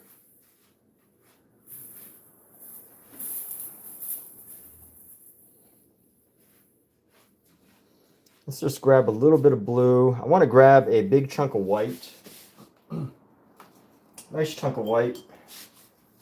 Just to pull aside so we can mix colors with it. Let me add a white there. And then we're going to add another white here in the blue area. And then we're just going to keep some on this brush here. We're just going to leave some more down there.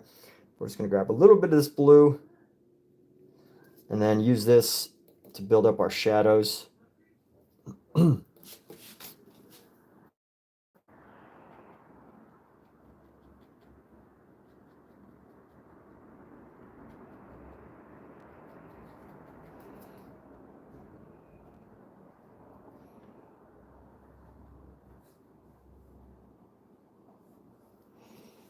And here we go. So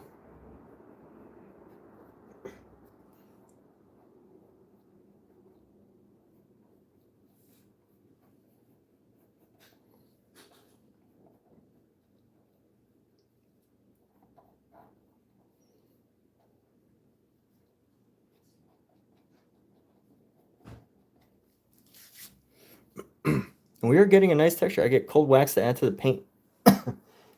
Yeah, I actually have seen that in the stores.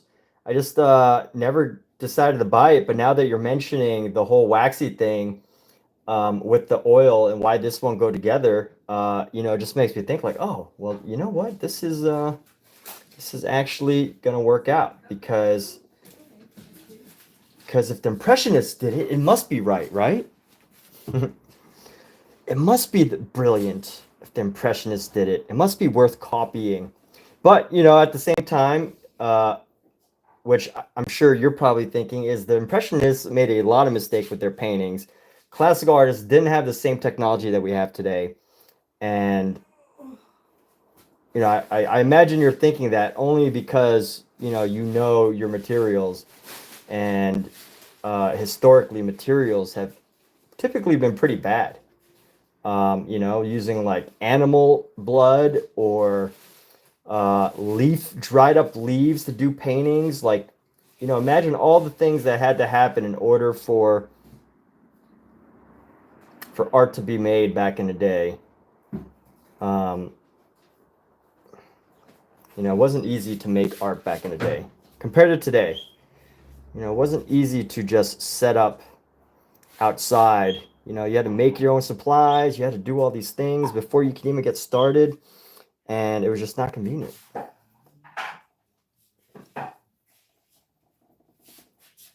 But speaking of the wax, I really do like how this is coming together.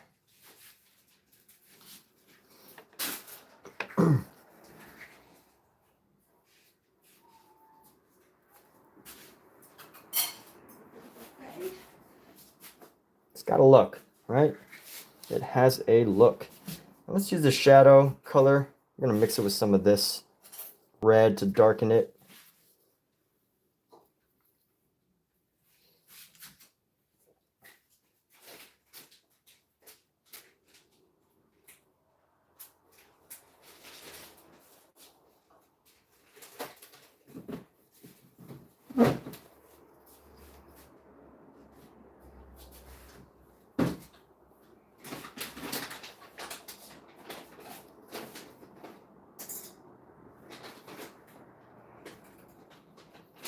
Give it some of this red.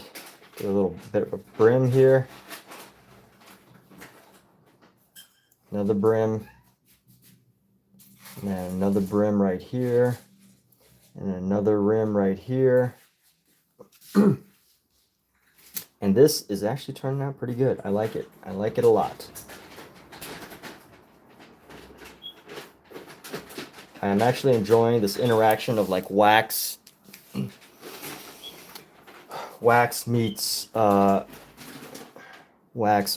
yeast.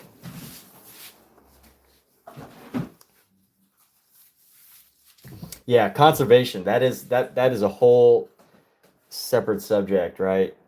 How do we preserve our work?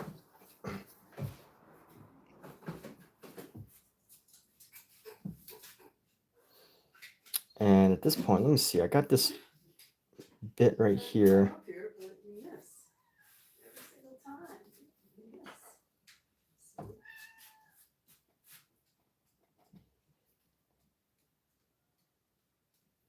I have to make a decision of where I'm putting these shadows here.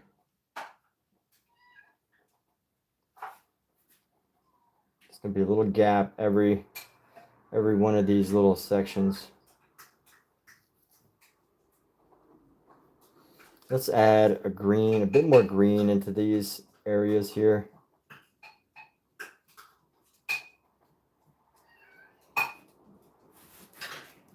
But you know, like I think every artist at some level, you know, wants their painting to be preserved forever, right? Like we all want to. It would be cool for all of us to have our paintings, you know, survive for the next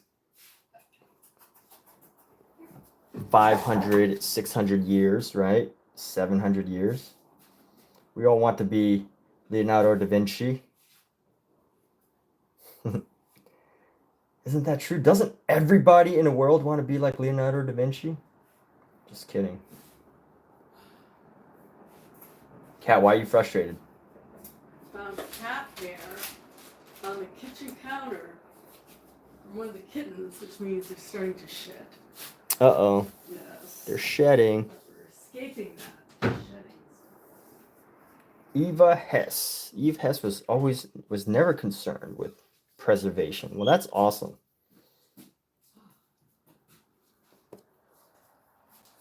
Paint without concern. That is freedom right there. Painting without the pressure of the conservation. aspect of your art. The true artist, like Banksy.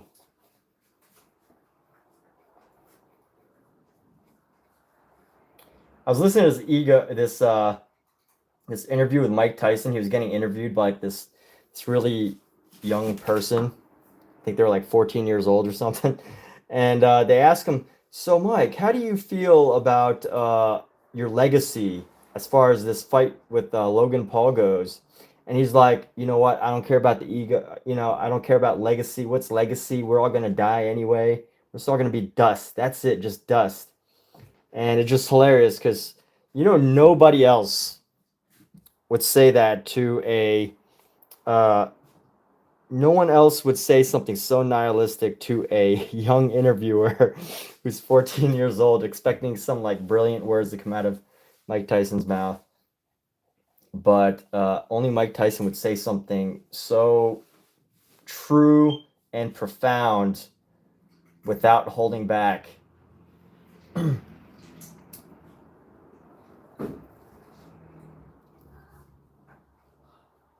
We're all just dust. Forget about the ego. We're all just dust. We're all just die. But it doesn't mean we can't choose to live a good life. It doesn't mean that we can't choose to make the most of the time that we do have. So it would have been nice if, like, Mike Tyson tried to like clarify that to at least not make it sound so bad, right? But anyway, that's just my take on it. What does everybody else think about Mike Tyson? How do we feel about Mike Tyson? Let's talk about Mike Tyson. One of the greatest fighters who has ever lived. Arguably the greatest fighter who has ever lived, except for maybe, what's his name?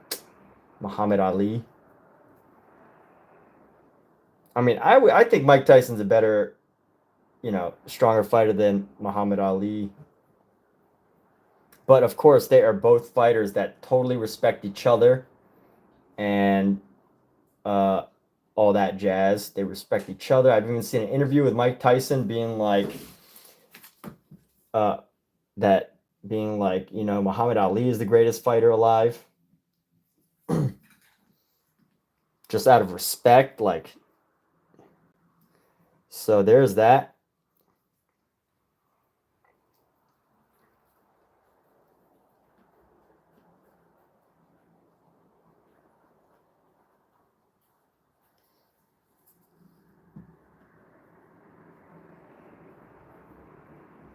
So here I'm just trying to find the colors that I added earlier.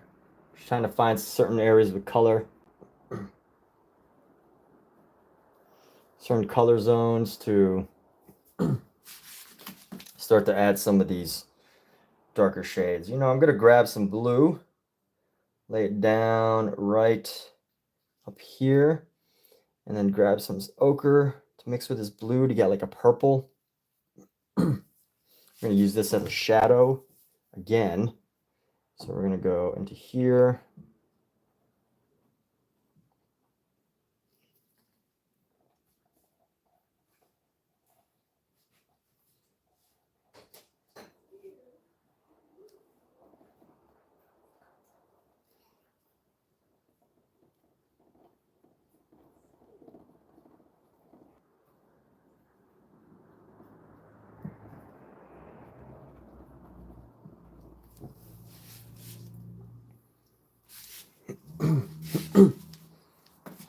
Might be a while before one becomes dust. Yeah, what would have been cool is if like that kid actually like really dove into that answer with Mike Tyson. Was like, but what do you think about this lifetime? What do you think about what we can possibly do? Should we totally live this life with this perspective that we're just going to die? Or how do you feel about that, Mike Tyson? What would you feel?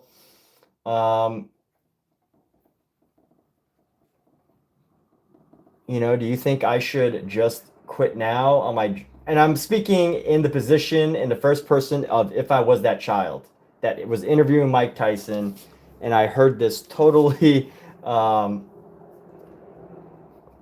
this totally nihilistic, life is pointless point of view, and I heard that. What responses could have come of it? What sort of responses could they have asked Mike Tyson to dig in further about this point of view?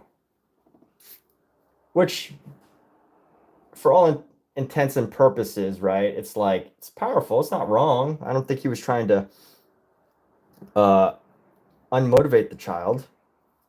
But like, I think if Joe Rogan was on that interview, he probably would have really dug into it and like asked questions and had a discussion about what it means to just what it means that we're all just going to be dust at some point. Does it mean that we should just not care? Like, what was Mike Tyson going through? Was he just trying to be scary, intimidate his opponent with such an answer where, it's like, who cares? Who cares? But anyway, who is Mike Tyson? What a guy, huh? What a guy Mike Tyson is. How can anyone not like Mike Tyson?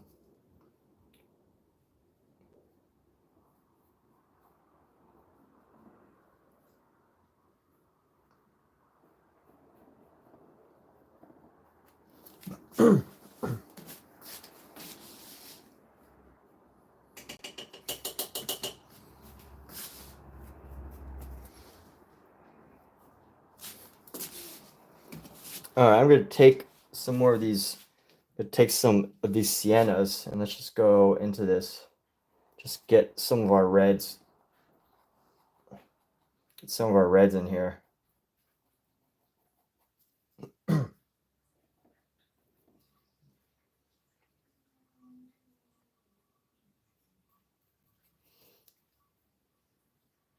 Just going to deepen some of the reds.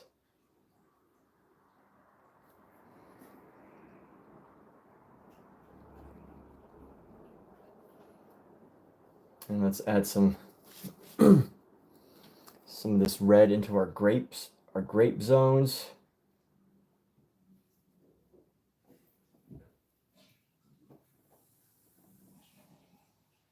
To our little grape areas.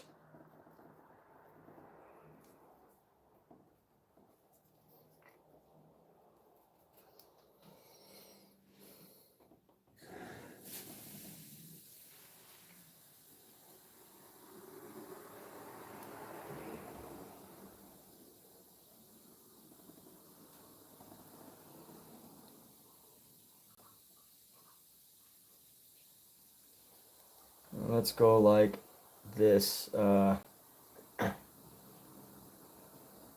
boom, boom, boom, boom, boom, boom.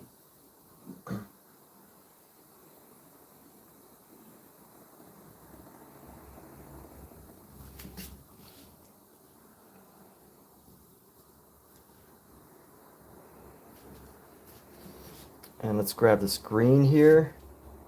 Let's finalize this section of green right in here.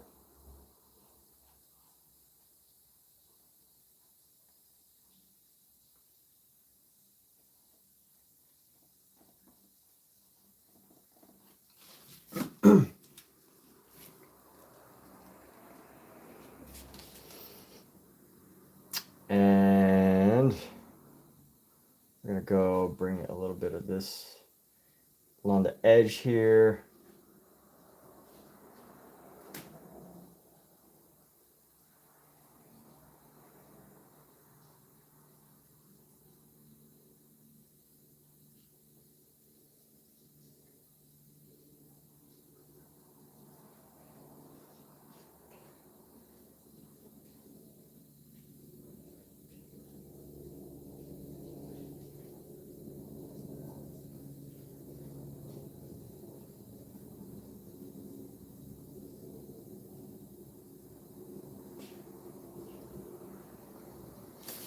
And there we go. So we've got some of these reds, got some of these purples.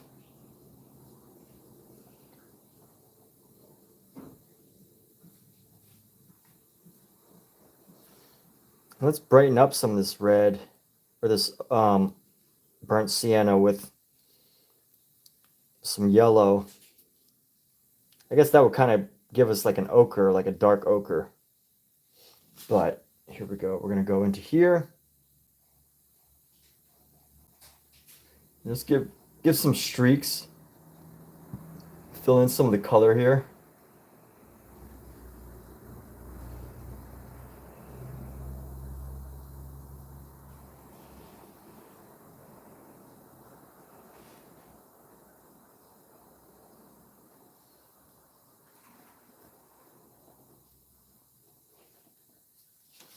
Grab some yellow.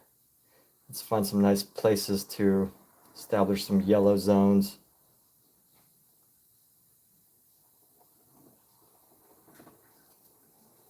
And then get our green. We're just going to go right here.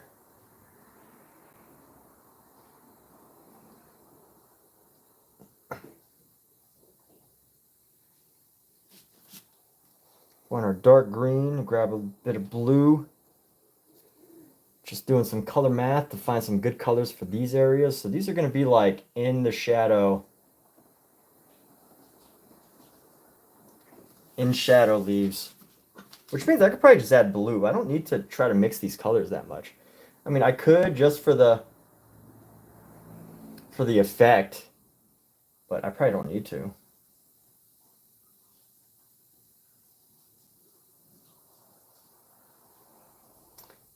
And yes, for this piece, I am going for a little bit of dimension, but not so much. Let's see, what is this? What is going on here? Let's go. I like how this turned out a lot. I think I did a really good job here.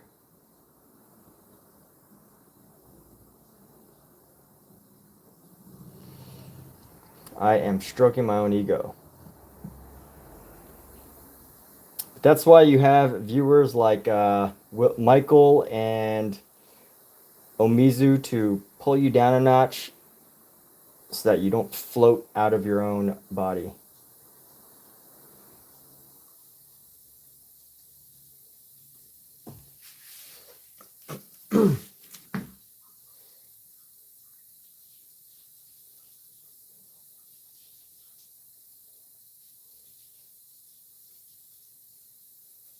I mean, honestly, I really, really like this teapot. I might even be so bold as to call this a masterpiece. I'm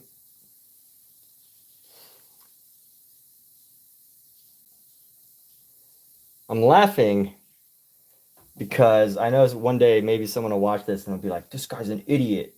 He's calling it a masterpiece. What an idiot. He can't even mix the right colors.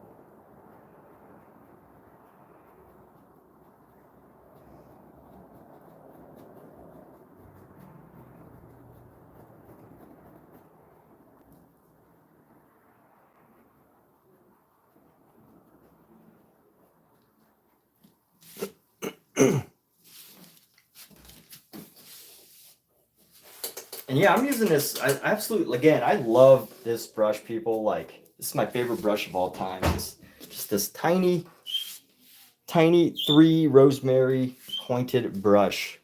It is my absolute favorite brush. I love it so much. And in order to improve the spreadability here, I'm going to add some minerals. You know what? Mineral spirits, let me use my paint spreading chemical. Where is it? I use a special chemical for this. It is called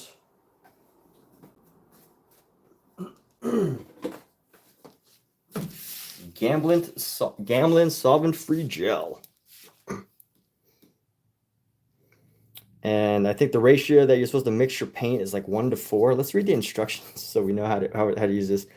Less compromise, solvent-free gel increases flow and transparency, has a moderately fast drying time, and increases gloss. Use in moderation with oil colors, no more than 25% by volume. So I think the ratio is 1:4, which means I'm just going to grab a tiny bit of this, mix it with our yellow ochre right here, and just put it right here so that we can... Let's grab more of this ochre. I want to yellow the ochre a little bit. And let's just get some spreadability here.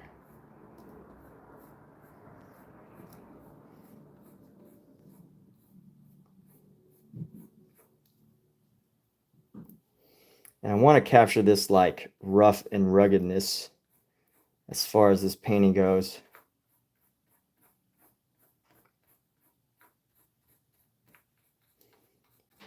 I want to make this not look flat and have like a variety of color as we go up on this piece. Grab some more of this yellow here. Let's go down a bit.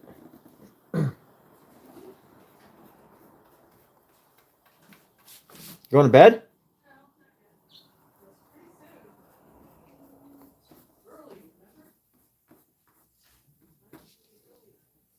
Right. Unless I'm painting. I said, except for if I'm painting.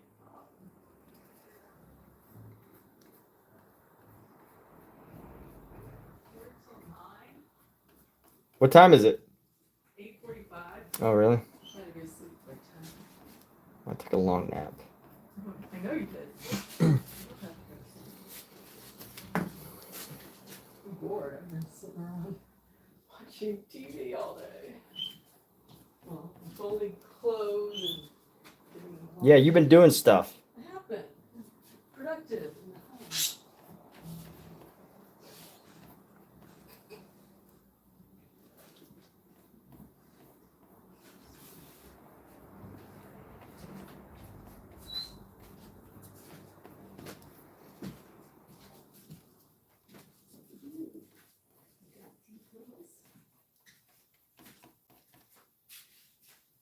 Let's add a little bit of white to this color. This is our mixing white. And bring that in a bit too. Add in our glossing material. Make this a clear section. And we're just going to be strategic with this. A little bit more strategic. Just have little bits of like an upward motion here.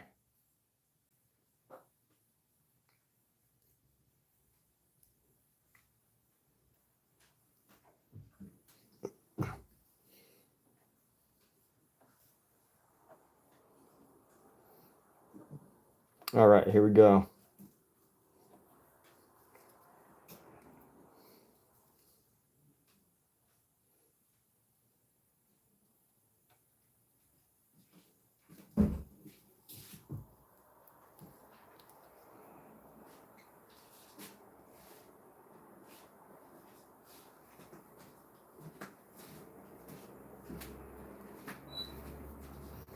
And we're gonna go yellow ochre here, bam, bam, bam, paint right into the spaces here.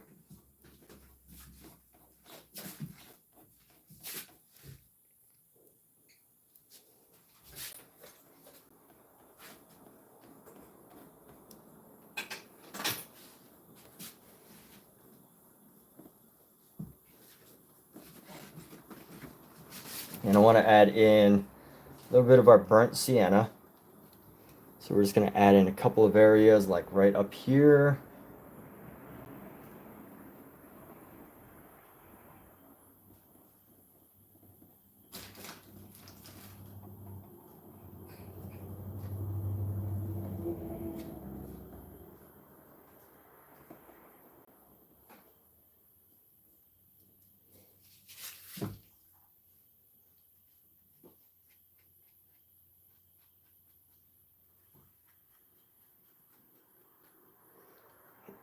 And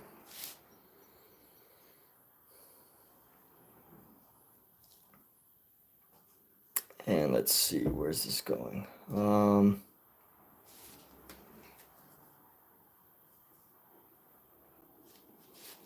Let's do this. This is the box. I'm gonna grab some white here. Just go into this.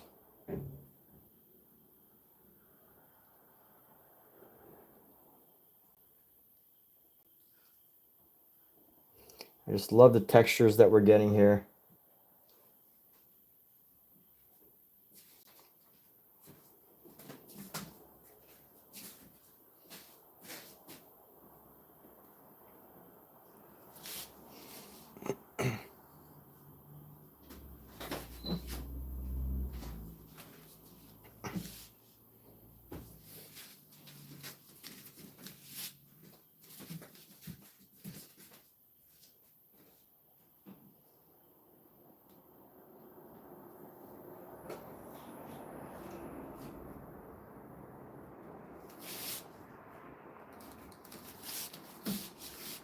Clean off this brush here.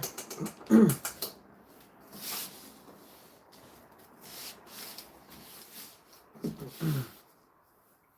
know what? I want to go with a big brush in the background. Just go grab a nice big brush, a nice brushy brush. Brush that can spread paint well.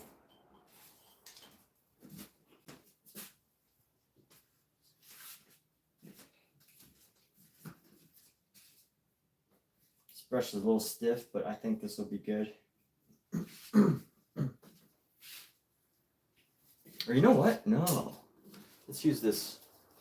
Let's use this mega brush we have.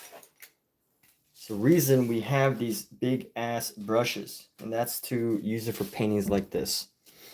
I don't necessarily have the color that I want for it, so I'll have to make my own color. I'm gonna grab some more white, a lot more white, and we're just gonna mix it into this like ochre red here that we have.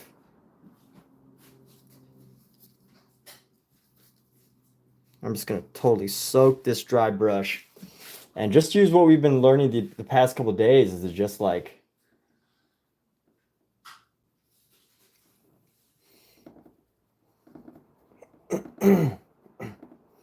just to brush this in.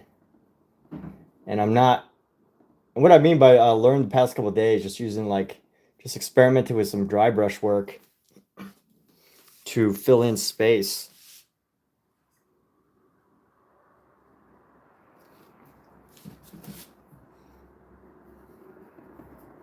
And I'm trying to like not use my hand in a normal way because my right knuckle's been hurting. So I'm trying to like use my hand in a different way here. Let's grab some more of this, white. I'm gonna pick up some of this solvent-free gel here. And let's like add it into this space here. And what's interesting is this is like a fleshy tone, which might be a little too bright right now. So let's go ahead and add some of this right here. Grab this.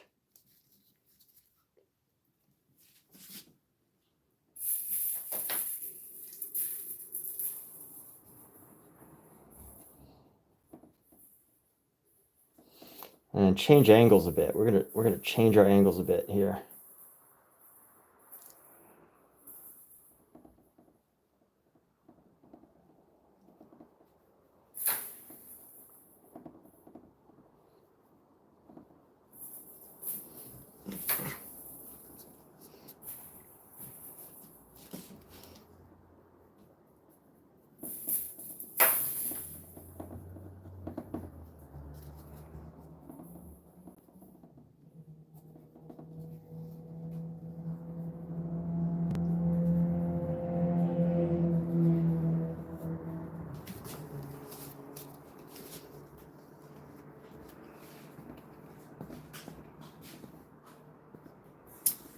kind of interesting to see just this like fleshy color just taking over this background here. I like it. I like it a lot. Let's go blend it into some of this area around our parts of our painting.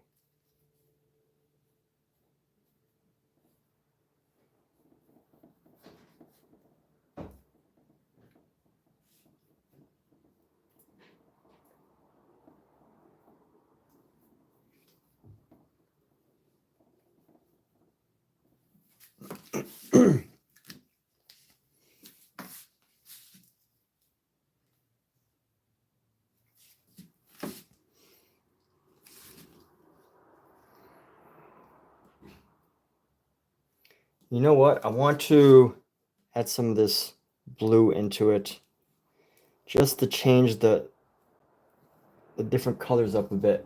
I'm going to go into the blue here. Add a little bit of color variety into our background.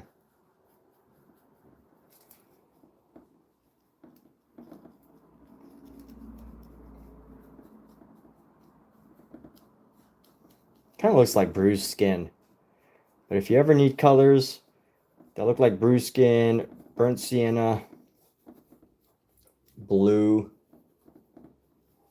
some paint, waxy paint boogers on top of this from the wax.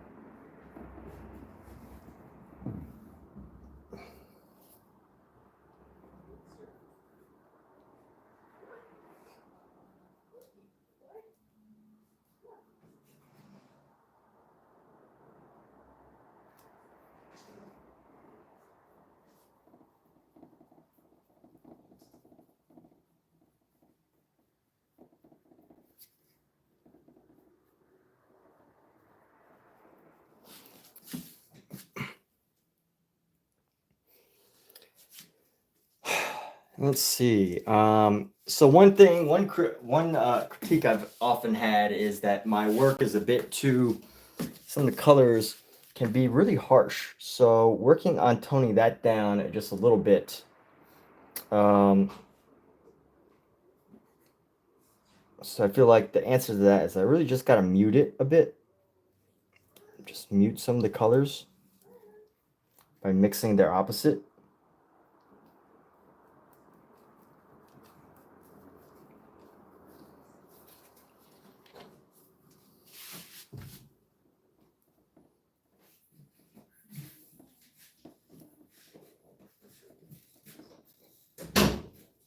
Burn.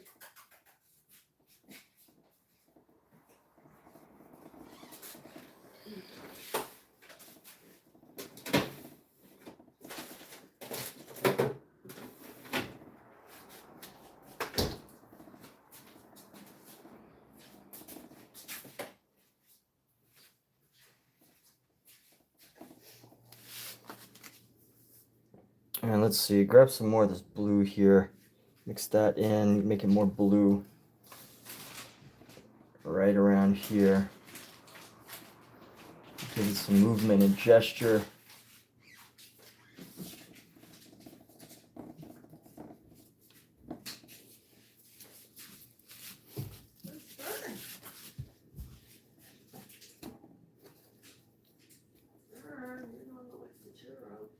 Oh yeah, you know what I just realized is like, you know, this can be a problem because if I'm painting on top of if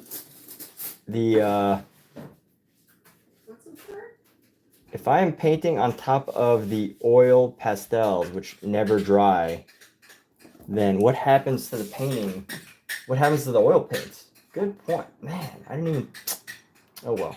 Good thing this is not a forever painting. This is a texture painting, an experimental pursuit of fine art.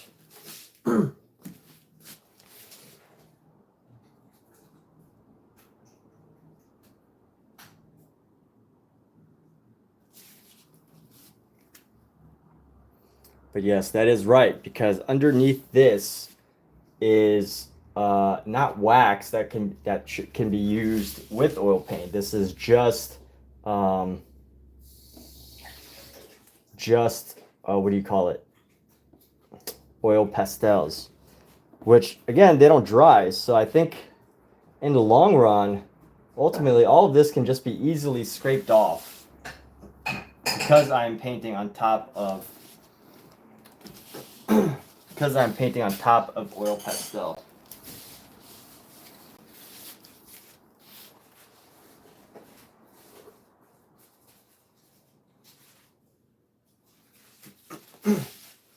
But now that we've got the majority of the space covered, But don't eat that. Did you finish it? Somebody reading that? I thought you were gaming. Okay.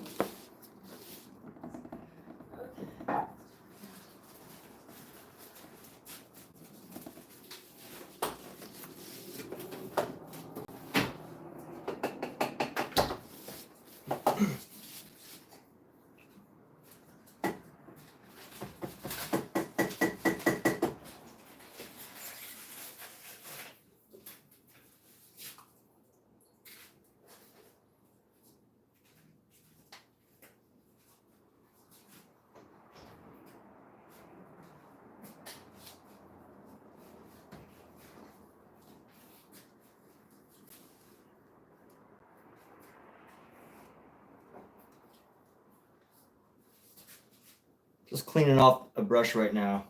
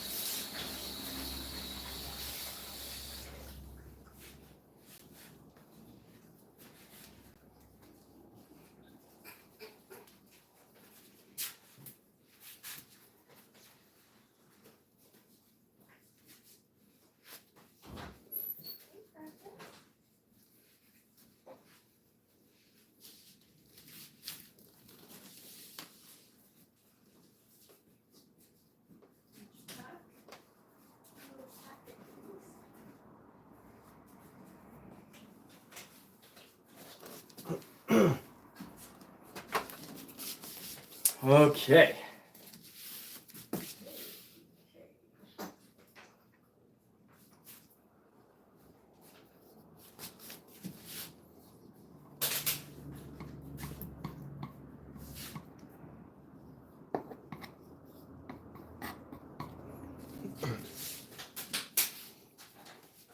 Let's actually go into this and see what we can do with some palette work, some knife work, some palette work here. We're gonna go around.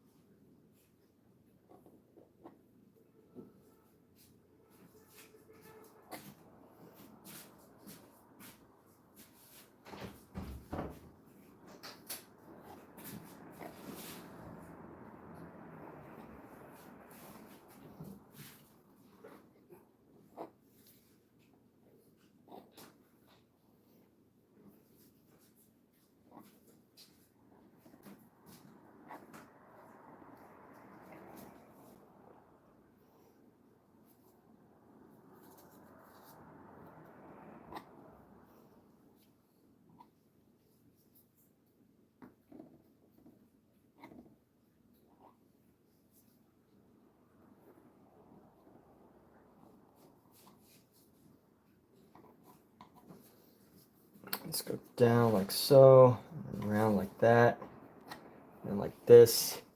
And let's go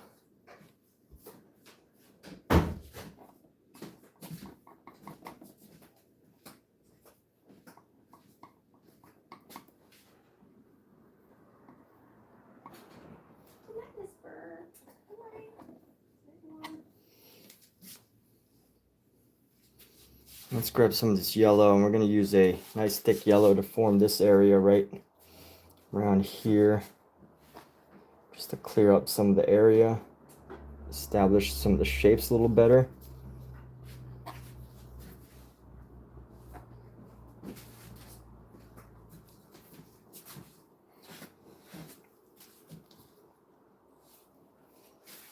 Right, I'm getting in the bedroom. Not All right. gonna sleep.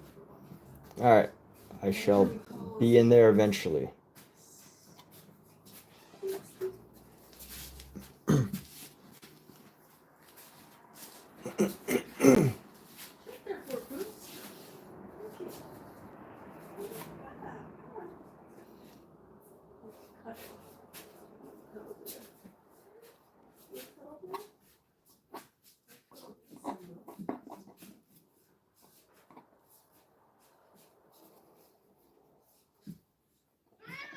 What? What are you getting mad about?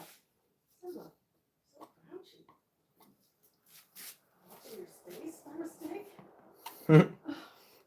swear that's what it was. We're both going for the same space. Well, you should have known. Very cheap. Should have known that you'd be in his way. This is soft. Pookie, it has skin there where your claws are. Here, you can get on this. It's nice and soft. You might like it. It's getting good there.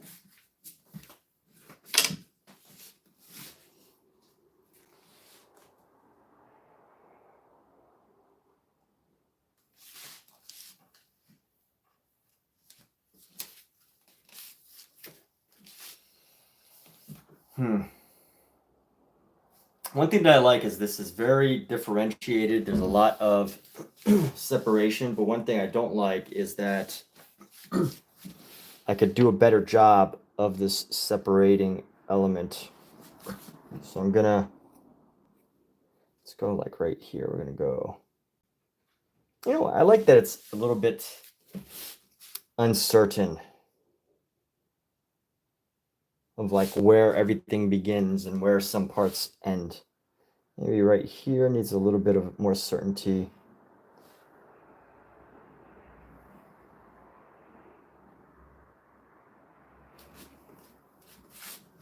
And actually right here,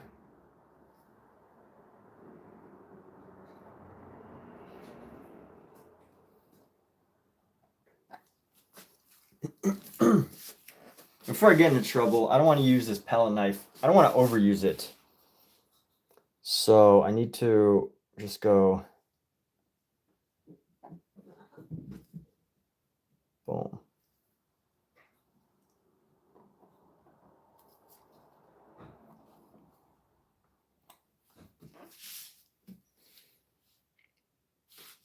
I don't want to overuse the palette knife. Let's go wash, wash, wash, wash. All right.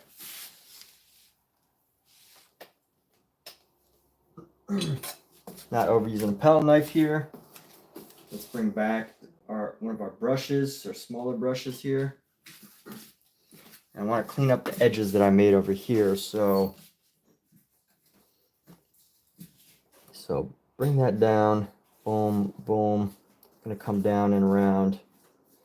And that'll be down here.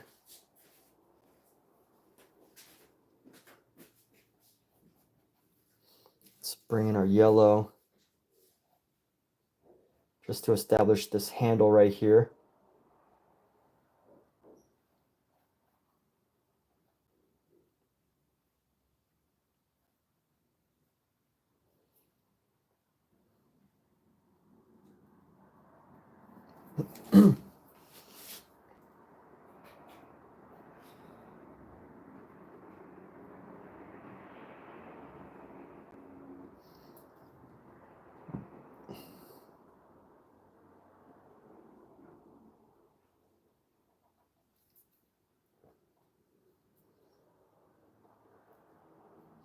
Actually, you know what? This can actually be used to create some of the shadow and dimension of what we got going on here.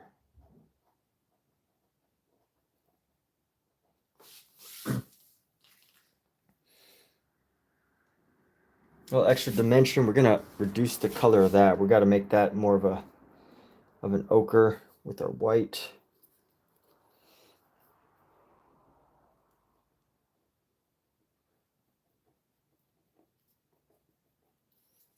And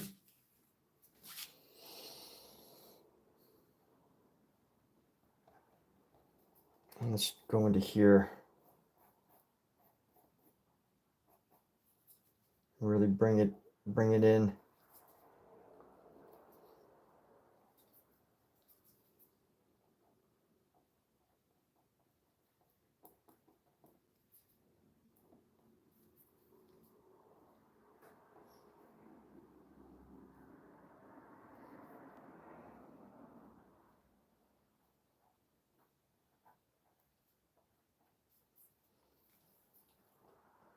Grab some more of this white. We're gonna go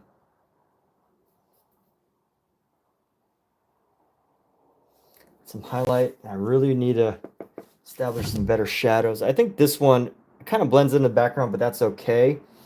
Let me get a nice shadow right here. A nice slightly deeper shadow around the edge here so we can create a separation, but not totally necessary, but definitely right around here. I think there needs to be a separation somehow. We're going to grab some more of this yellow. I want to bring down some yellow down here. You guys, the three of you. Where's Vern? Vern? Join us? There's a vigil. You said a vigil? Yeah, like in a vigil. They're all sitting like in a row. It's kind of creepy, huh? They're starting a cult. Yeah, I've heard of the vigil. Who's the cult leader, Kat? Simba. He's on. No. It's Scout. You think Scout's the cult leader? Scout's on the throne. Really? Our cats are starting a cult, people. They're doing something very suspicious. First, I guess an outcast. Fern is the outcast. Oh, Leaf. How do I choose what colors and where to stop and start, if I may ask? So, Leif, that's a really, really hard question to answer because, first of all, it depends on what painting I'm working on. But I will try to give you some answers. First of all, I have a reference, right? First of all, I do have an object in front of me. So let me just show you this thing right here. Boom, boom. So I do have a reference in front of me. Let's just start with that first of all. So because of that, I can pretty much eliminate, having to make up the colors. So that's really the first step. Now, what I do have to do, depending on how much of a realistic, how much realism I'm going for, which isn't a lot that I'm going for right now. I'm not really going for like a realism. Depending on how much realism you want, I mean, you pretty much just have to match the colors, right? But since I'm not going for like, I mean, I feel like I just answered your question just by showing you the reference. That should be enough to go off of like how to figure out what colors to use. And ultimately, it's just about looking closely. But the reason why I said that it's actually hard to answer at the beginning is because it depends on, what I'm working on, what style you want to go for. If you want to go for like a Fauvist style, you might paint the leaves as green and you might paint the apples as purple, right? So, it really depends on the style that you're going for. But I'm really just painting what I see, but I'm also not painting it in a way that's like overly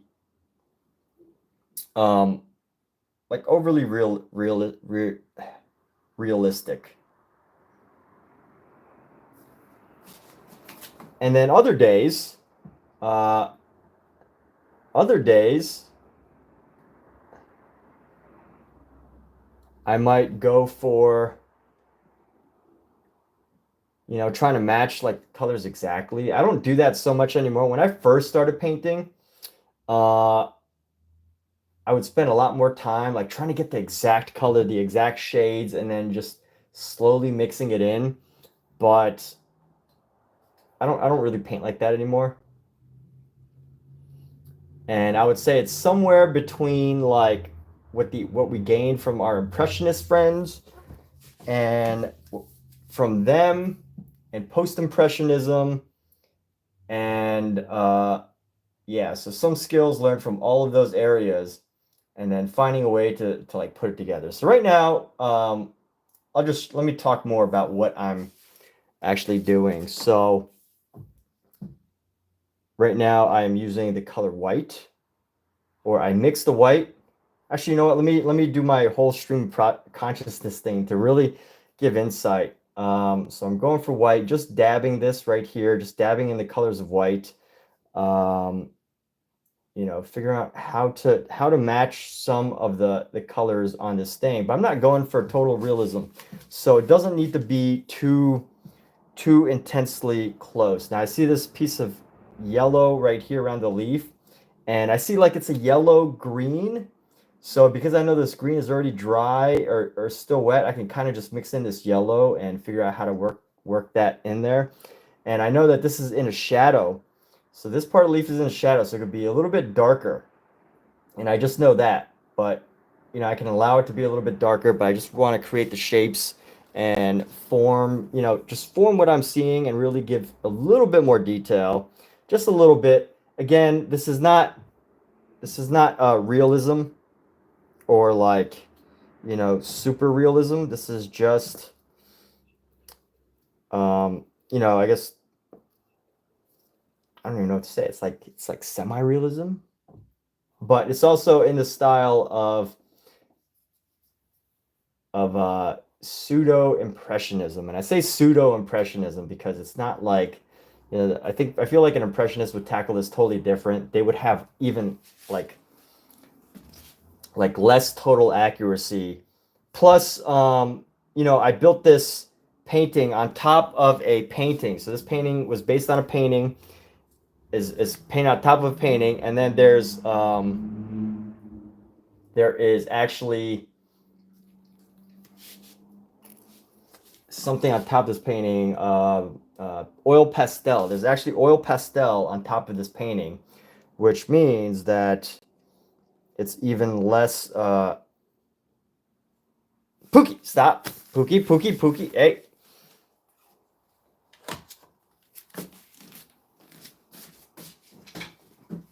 Get down. So I painted this on top of a oil pastel. So there's a painting, and then I did oil pastel on top of it. And then now I'm like, adding all these other things. So, I want to match some of the color, but I'm not like totally focused. And another thing that's important to remember is just like that this painting's still wet, that these colors are still wet. So if I'm going to go on top of these other colors, I really need to be conscious of that, and to because I'm conscious of that, to just realize like, hey, these colors are gonna mingle together. They're gonna mix. They're going to mix, and therefore, when they mix, it is important to be aware of how the colors underneath are going to affect the colors above. And that is something to consider. So like right here, I took a deep dark blue, and I'm going to go down and drag a line right here. And I know that this dark blue is going to help to create a section that kind of like looks really dark. It's going to look like a shadow pretty much.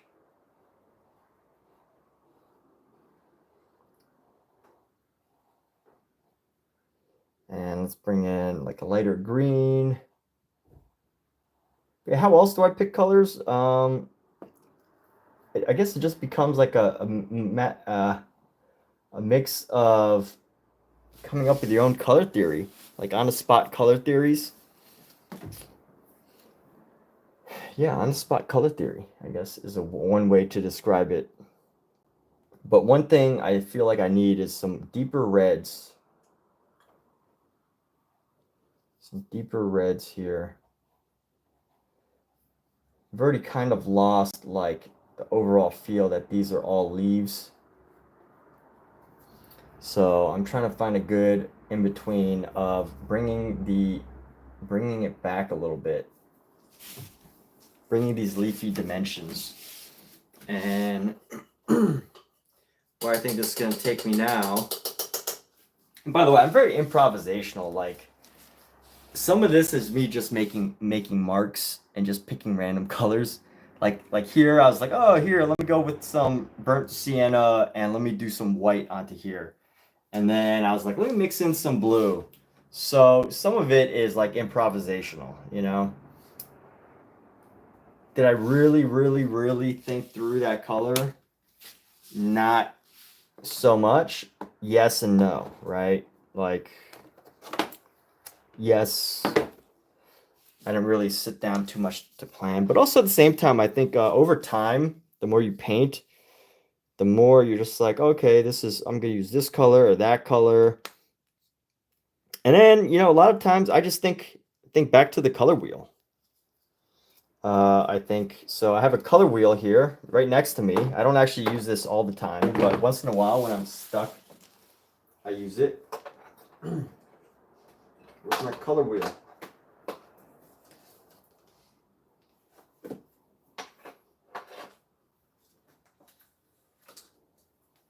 So I have this color wheel right here. And this tells me this pretty much tells me what colors go together. Like, hey, if I use red, then I should look for a green if I want to complement that. Or if I want to do a split, I would go yellow, green, and blue, green. If I have, you know, this yellow here, let me put this arrow on the yellow. If I've got this like yellow here, what colors will go good around it? Oh, well, like, you know, if I want to go more orange, I would add some orange. If I want to go more green, greens kind of go together. So these, if I'm trying to keep a consistent color, then I know these like yellow, green, yellow, orange is going to help to make this look like a solid thing. But then I'm like, oh, hey, look, there's some shadows, right? This area has some shadows. You know, you can paint a shadow very seriously. Like, you know, I could try to find the exact perfect shade of this and then glaze over it. Glazing means once the painting's dry, I can use like a dark color to like a see-through color, transparent color to like paint over it and give it the appearance of a shadow. Or, you know, I can look at the color, look at the thing that I'm painting and give it, what's a different color that's just slightly of a darker shade that I can use to like give it a look of shadow. You know, and sometimes shadow isn't just about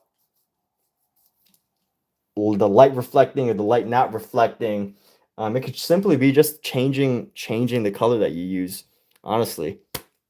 At least in my opinion. You know, you just create that illusion of dimension. But I think what's really giving this painting the look is the idea that it has the texture underneath, that it has the oil pastels. So the oil pastels are really giving it this texture that I'm not normally able to achieve easily, because oil can be very smooth, especially just in general, oil can be very smooth when you apply it. And when you apply it, it's just very smooth. So right now, I picked a red because I figured that a lot of my apple colors are just starting to disappear. I don't want my apples and stuff to disappear. So I'm just trying to find some colors that help to bring out some of the reds in this painting. So I used a quinacridone rose. I guess I talk too much philosophy sometimes. I forget that, you know, some people want tutorials. But I'm not really a tutorial channel. I can only share what's going on in my head. But I use the quinacridone rose. I have a bunch of reds. I got a rose, a pale rose. I got a blush. I got this cad red light. I've got alizarin crimson, which I already have like a burnt sienna alizarin crimson on my palette. So what I'm seeking is a much brighter, vibrant red. This I should have gone with like a vermilion or like an orange cad red light. That probably would help to bring out the reds a little better. But you know what? I don't always like to just use the standard color. I like to, you know, find various colors and mix them in and like, you know, do it that way. So that's how I pick some of my colors here. And yeah. So right now I'm painting very loosely. You could say in the style of like, you know, some of the impressionists. Honestly, I think that's really subjective, but pretty much trying to fill the space. And I'm using a very small brush. This is a really small brush. This brush is my favorite brush though, because I can get so many textures with this. And the majority of the things that I paint are, you know, I have just a little bit more detail. I use just slightly more detail. It helps me create just slightly more detail. And let's see, I can actually mix this in as well. But yeah, that's how I pick some colors. Some of the colors are random. Some of the colors are more specific. Some of the colors are just trying to match whatever I see. But I'm not going for that perfect match. I am going for, you know, similarities. Also, again, you always want to consider like what you always want to consider what you're actually painting. You know, like I'm painting with oil, so you know there's oil paint already on top of this. There's already oil paint on top of this. So it's already going to be wet. It's probably going to take me a little longer. I'm going to need at least a couple more days to finish this. And honestly, that's pretty quick for an oil painting. Just finishing it in like a few hours, because this is just that style. It's a rapid painting style. It's not speed painting, but it's more rapid. Rapid isn't always a good thing. And you know, this isn't necessarily reflective of how I feel, you know, how anybody should paint. This is just one way. And this is not the atelier way. I don't even know if I said that right. Atelier, which would be like, you know, some of the more classic styles of painting where, you know, it's very realistic. It's very, you know, you're copying a style that has already been done. It's not the atelier way. But right now I'm pretty much taking reds and just looking for areas where I can dab the reds in. Where I can dab some of the reds in and just like find, ooh, I see some reds in here, so I'm going to bring that in just to help separate the shadow a bit. And you know what? Here's the funny thing is one of the best things I learned in art school. So I went to digital art school. I didn't go to a painting school. But one of my favorite things that I learned from one of my mentors was how to see color. And what I mean by that is like one of my mentors, they would like take a painting and they would demonstrate to me how to do some of the work. And they would say things like, oh, well, here's some red. And, you know, I see a little bit of like purple here. And then, you know, and then I would look at the painting or the digital art and I would look at it and I would go, dude, I don't see any of that. How are you seeing that? And I think it just comes from time and practice of just looking for color variety. And that's probably one of my favorite things that I learned in art school is to finally start to see the variety of colors that exist. So that's another way I pick colors is I learned how to see colors. I know that sounds really goofy because we all see colors, but if you really like take a moment to like look at things, if you really spend some more time to just look at stuff, I guarantee if you spend like 10 minutes staring at a wall, you're gonna see 100, well, maybe not 100, maybe like 10 more colors than you could have imagined initially. What? Oh, can I ask you a small favor? Uh, Sorry about this. Okay. Could you bring the volume of your voice down just a little bit? oh, okay. You're booming in the bedroom. Yeah, okay. All right. Thank you. Okay. Good night, babe. Night. Good night, good night. All right. So I have to talk a little quieter now, but yeah, that's how I picked some of these colors. You know, I think the most important thing, more important than me even explaining every single color that I'm choosing, I think if I had to create like an overarching philosophy, an overarching way of you know, just figuring it all out, because you know you're not going to have somebody here telling you every color to lay down. I would say just take a moment, take any object that you have in front of you, and then just look at it. And if you have to stare at it, if you feel weird about it, and just stare at it and make an effort to appreciate all of the variety of colors that are on that object.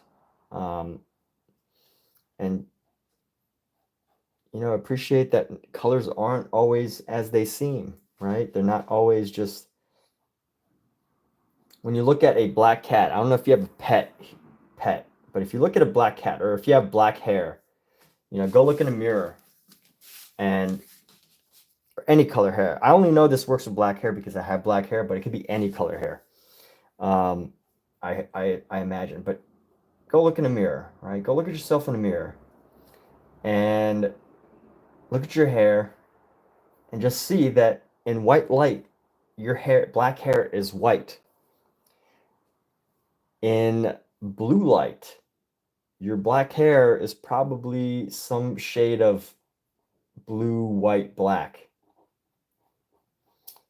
And, you know, it sounds obvious that I'm pointing this out, but, you know, if you just sit down and learn to see, and then when you're painting, appreciating that those colors are there, and just going into the painting with that mentality that there's so many colors on any given thing, then I think that's helpful enough to just, you know, for you to be able to just venture out on your own. And then, you know, of course, there's the you have to find your own style, your own skill, your own methods of applying to paint to create something that looks nice. But you know what? That will come with practice. And yes, so I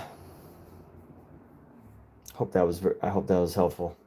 See, good thing I have that on recording, because I don't feel like repeating that. Even though I'll probably repeat it over and over and over, just because I do these live streams, and you know, sometimes the way I describe my live streams is that I stream of consciousness. So if there's the right question that gets asked, I can just go on and on about it. But yeah, just looking at something, observing that it's more than what it appears, that it's more than just, you know, red, blue, green, whatever, and then figuring it out, just putting in the effort to just look. And then, you know, of course, you do have to build the confidence to make it happen, right? You do have to put in the effort to do the sketches, do the drawings, do. You got to put in that effort. But once you can start to see, once you just challenge yourself to, even if you have to make up the colors, you know, like that's another thing, making up colors. Like even what I'm doing now, I'm actually painting some of the colors that I feel like I see. I'm not making them up. I actually believe that I see these colors. But there's an entire, like, just realize that there's an entire school, entire world of very highly talented and successful artists who see the color blue and they say red. You know, they see the color green and they go white. They see the color uh, purple and they say, "Oh, hey, you know what? I'm just gonna go with green there." There's an entire school, and just like, you know, not worrying too much about how somebody else picks the colors.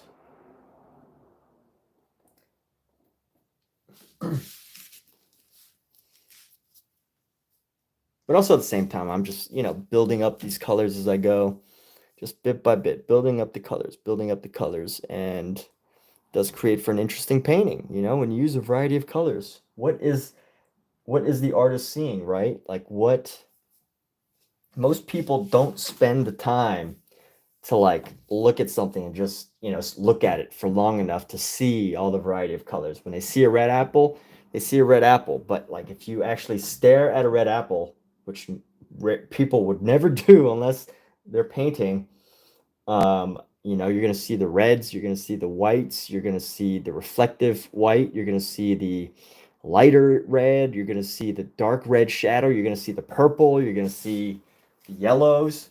And, you know, now that I'm talking about it, I think that's just like, you know, what what a painter or a color artist does is just looks at things and shares with the world what they see as the colors and interprets them in their own unique way. Now, of course, some people have totally different interpretations. Like some people, I mean, what I'm doing now is I'm actually seeing some of these colors and I'm, you know, doing my best to lay them on or in my own way. But there's definitely artists who will see it and then interpret it. So like, you know, they're gonna see the color and they're gonna be like, oh, okay, well, you know, I see this as green, but I'm not gonna use green. I'm gonna use red, as I mentioned.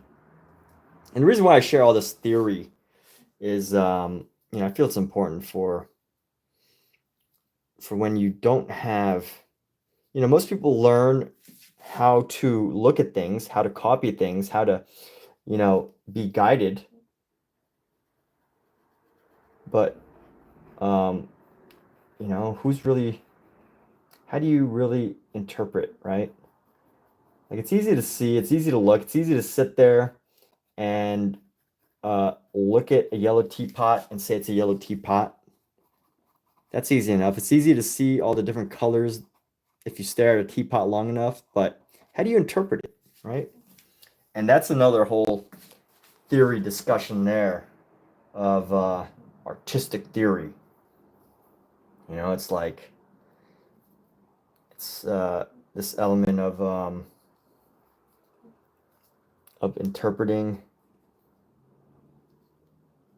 interpretation, right? It's one thing to start to see the variety of colors that surrounds us, but then it's a whole different one once you start to get into the world of interpreting what you see beyond color, shapes, forms, ideas. My goodness. Most of what I can't even possibly begin to capture.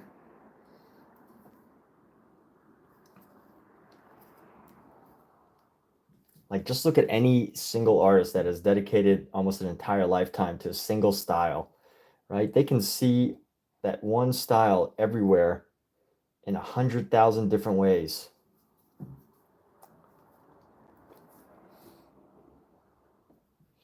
And I'm trying to build back up some of the interior shapes so that it's not like disappearing here. I don't want them to disappear. I don't want these elements to disappear. I want to give them some highlight.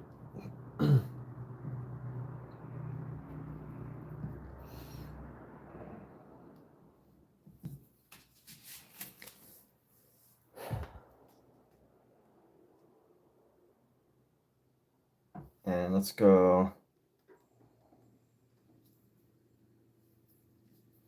No, I can use a little bit of green into here. I'm just gonna go up with this.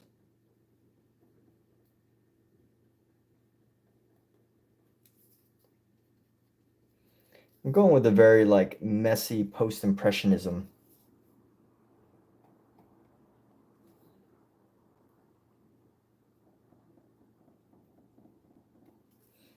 Grab some of this green.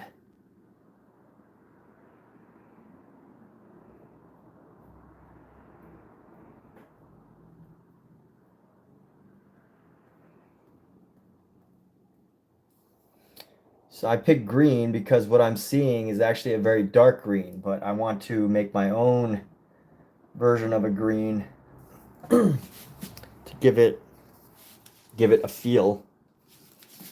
And I believe I'm starting to be worn out by this painting. Visually worn out because there's so much going on. There's so many shapes that I've attempted to make.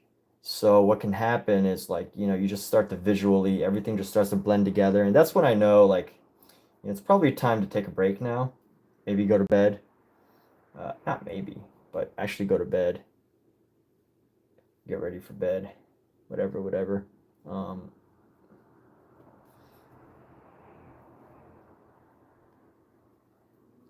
It is time for bed here.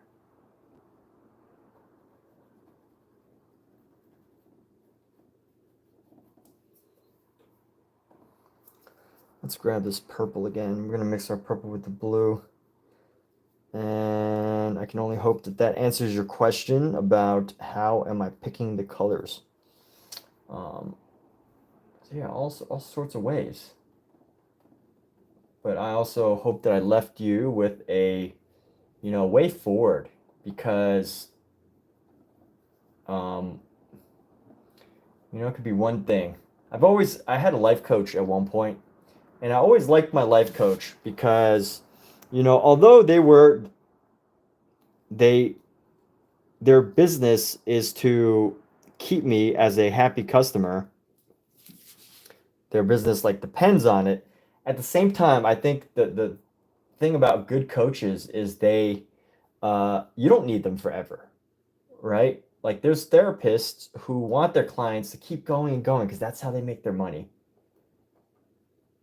And we've all got different issues, of course. So, you know, I'm not trying to judge any specific anybody's situation here. But as far as a life coach, I'm just using a therapist as an example because not everybody likes or has had a life coach. But most of us have probably dealt with a therapist or know a therapist. But I think the thing about therapists is, you know, they make their money by keeping you there. So depending on your therapist, sometimes they may be good or not good at helping you solve your problem.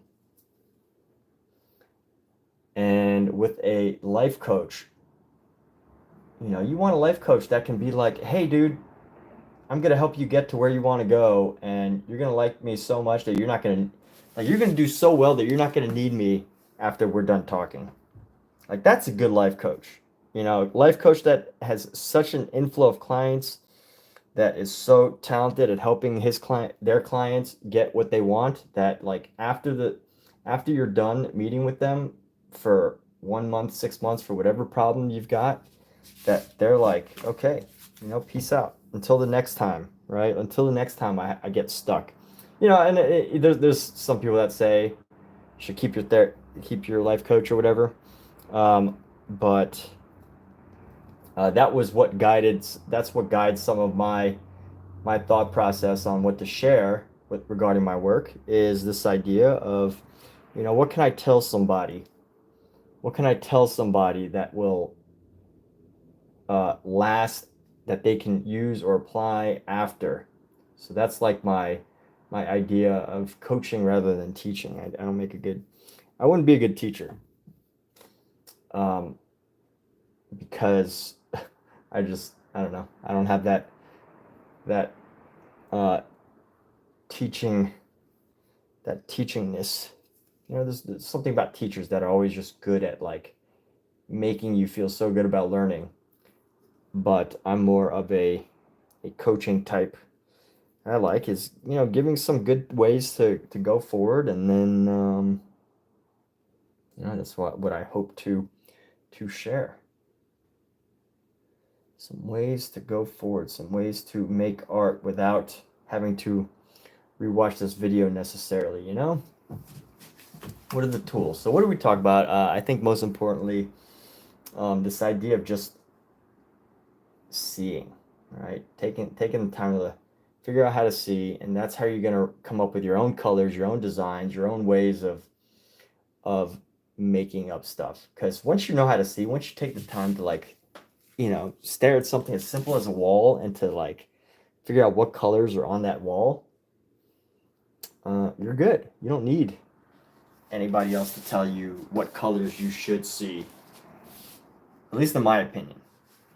Now, I'm sure there's a lot of art teachers out there that probably have totally different opinions, you know, but that's my thought. So I just need a little bit of green. I'm gonna go with this green.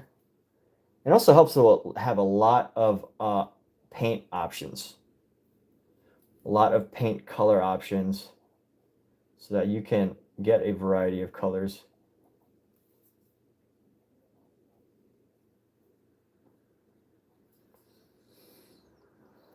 Grab some of this yellow here.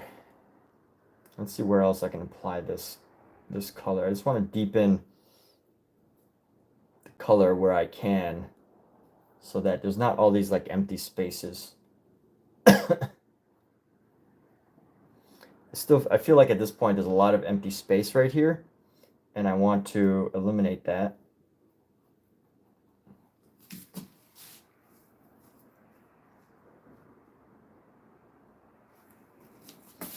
So right in here, got that apple, got this grape.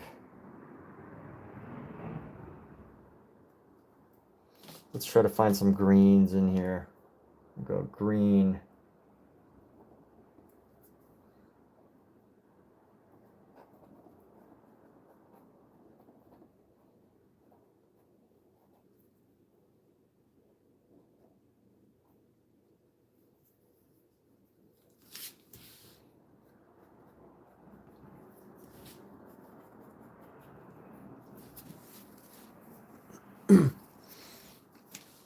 And overall, really just enjoying the roughness of this painting, how it just got this like this look to it. I like the roughness.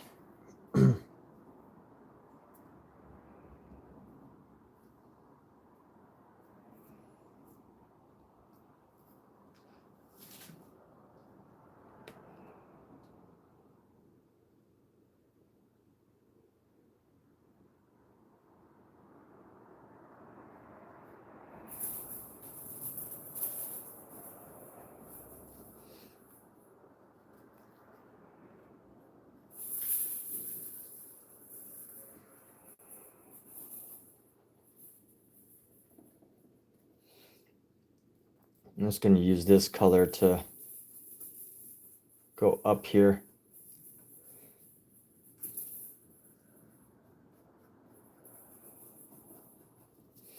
I'm just using this to create a sense of like variety in the background, to just create this look, create a visual effect, which is so that it doesn't look so like just standard, boringly standard. You know, we want some design here. We want something that creates like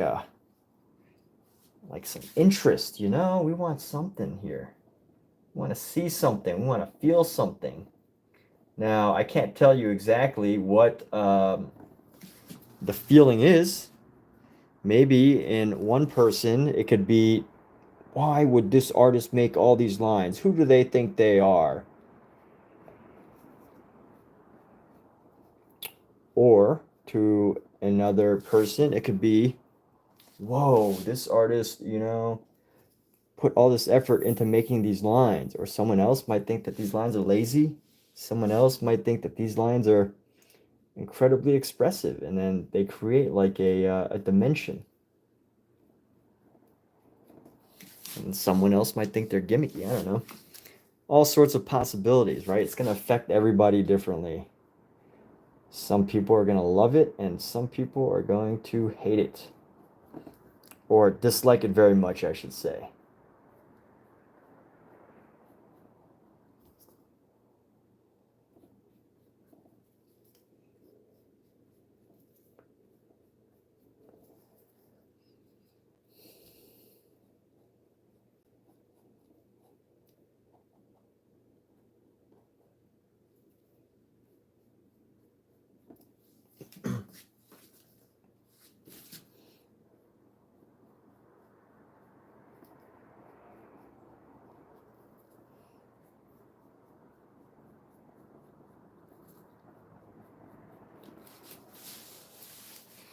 Now we're going to go to this other side here.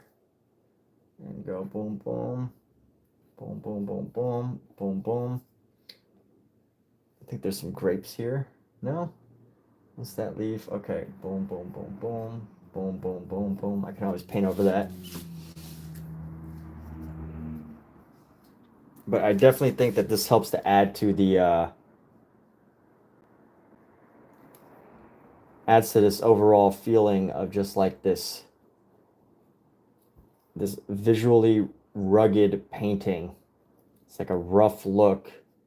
It's not just this totally flat painted design, but you know, it's something that has like these streaks of color, these textures.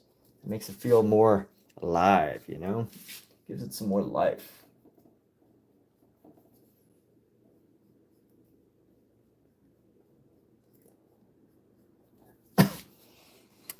Because, you know, the more I do art, I find it interesting how or the more I paint, the more I think it's interesting how, like, of course, someone who's super visual, right? Like all the different senses, we all have different senses. And, you know, when it comes to visual art, I think it can be helpful to know that, like, there are people out there who the idea of visual stuff just doesn't appeal to them as much as something like, say, you know, being able to touch something or the ability to hear something. And I think if you can somehow capture more than just one sense in a painting, which in this one I'm creating this sense of texture and extra visual dimension without necessarily having to make it 3D, I think that there's a lot that can be said about it. But how did I pick this color? Back to your question, how did I pick this color? I just did. I just went with whatever color I felt matched this area, would match the area well. So I don't know, am I done with this? Am I finished with this piece? Probably not. I'm gonna leave this, I'm gonna let this sit for a little longer. I'll let it sit till tomorrow. Close up my stuff, get ready for bed. Artists need sleep too.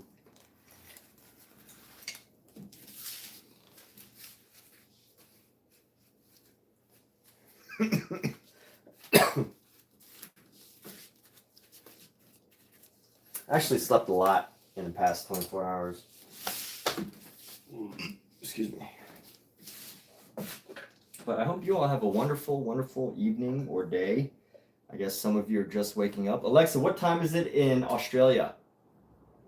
Australia has multiple time zones. In Sydney, it is 4:54 p.m. Oh, okay, so it's like afternoon in Sydney. People are just getting out of work. Alexa, what time is it in the United Kingdom? In United Kingdom, it's 5:54 a.m. 5:54 a.m. Okay, so you know the Brits are just getting up. Alexa, what time is it in Bangladesh? In Bangladesh, it's 11:54 a.m. Okay, so it's morning and people are at work in Bangladesh. So there's that. But let's go ahead and close this up. So recap on this painting. I started with this one little painting that I had and I didn't like it. I didn't think it fit what I do. But, you know, I do like the idea that it gave us a color underneath from which to start with. And, you know, gave us a color to start with. And from there, we could build on top of it. And I didn't like it because it didn't really suit my brand. It doesn't really suit my style of just a super clean, tight, flat, single image painting. Yeah, I'll leave that for the designers of the world, the designing artists, the artists who, you know, change the way people see clothing and change the way people see architecture and clothes and things like that. Those designers, engineers, those artists of the world. I'll leave that to them. But I guess my style is totally different. So I decided to paint over that with something that's more me. And let's see, recap. So I set up my thing. Started with oil pastel, which is highly unrecommended. So I didn't really think this through when I started with oil pastel. But oil pastel, as Omizu had mentioned, can have wax in it. It depends on your quality. It depends on the quality of the oil pastels you use, of course, but you know, there's a big difference between the quality of this pastel, which is Crepe Pas Expressionist, and Sennelier. You can instantly tell because this has some of a waxy texture. It's instantly noticeable. It's also harder. It's a harder material, so you really have to like scrape and use some friction, whereas this one, it is smooth like a cold butter. And when I say a cold butter, if you were to scrape cold butter, you can hold it in your hand. It's solid enough to hold in your hand, but once you start scraping, it just comes right off, and that's great. So this one's more like a piece of toast, stale toast, right? If you're using like stale toast, you kind of got to scrape the bread a little, and the bread doesn't always come off, but the bread will come off if you use it on a rough enough surface. This is like cold butter. Not totally warm butter because you don't want it to melt in your hand. Sennelier is like one of the top brands in the world of this, so they do a great job. But this is like rubbing a piece of stale toast, almost. Yeah, it's like it's like a piece of stale toast. I think that's actually a good example. But fortunately, this is a very rough surface because it's a canvas. So and I had a previous painting on it, so it was already rougher, and I had the opportunity. It was enough to scrape this off. So we use this as the paint. As what went underneath. Now, you know, the problem with that, as I was about to mention, is that, you know, depending on how much wax is in it, I guess, if I paint with an oil paint on top of something that's waxy that could potentially fall off, well, what does that mean for the oil painting, right? At some point, all of it can eventually flake off. Oil pastels are known to not dry anyway, so I think and you know what? When oil paintings dry, it's amazing. Oil paintings dry, and they are like, they are very, very sturdy. You can clean them. You can like do all sorts of. Now, obviously, if you want to preserve it for eternity at a museum, you do different processes. But oil paintings in general are very sturdy. They last a very long time. But what does it mean if there's a layer underneath that's made out of something that can potentially be scraped off? I just wanted the texture. There's other ways to achieve that, though, as Omizu has mentioned, that you can actually use like an actual wax designed for oil painting. I've actually seen that, and I've considered buying it, but I just haven't yet. But we'll see. Who knows? Doesn't matter because I don't know how long this painting is gonna last. Who's gonna buy it? Who's gonna want it? Where it's gonna go? So, with that, we're just gonna stick with it, and we're gonna keep this. And with that, everybody, hey, thanks so much. Got Crepe Pas, and they're hard and harder to use. Yeah, the Crepe Pas is very, very. Yeah, it is like. I definitely think that stale toast is such a great way to describe this. Like stale toast, it's just like hard. You can't bite into it. You know, and if you rub it on a surface, it doesn't come off easily. But if you rub it hard enough, it will come off. But this is definitely good for like a first layer, which is why, you know, if it's, you know, if you're using it, if you want it for like a first layer, because then you can use a very delicate, a much more delicate oil pastel and paint on top of that underlayer using like this principle of an underpainting in a way, and you paint on top of it, and there you go. So let's take a pause on this, and we will come back to this another. Actually, I don't know. I might even look at this tomorrow and be like, hey, we're done here. I'm not working anymore. But have a good night, everybody. Take care. Thanks for being here, and see ya.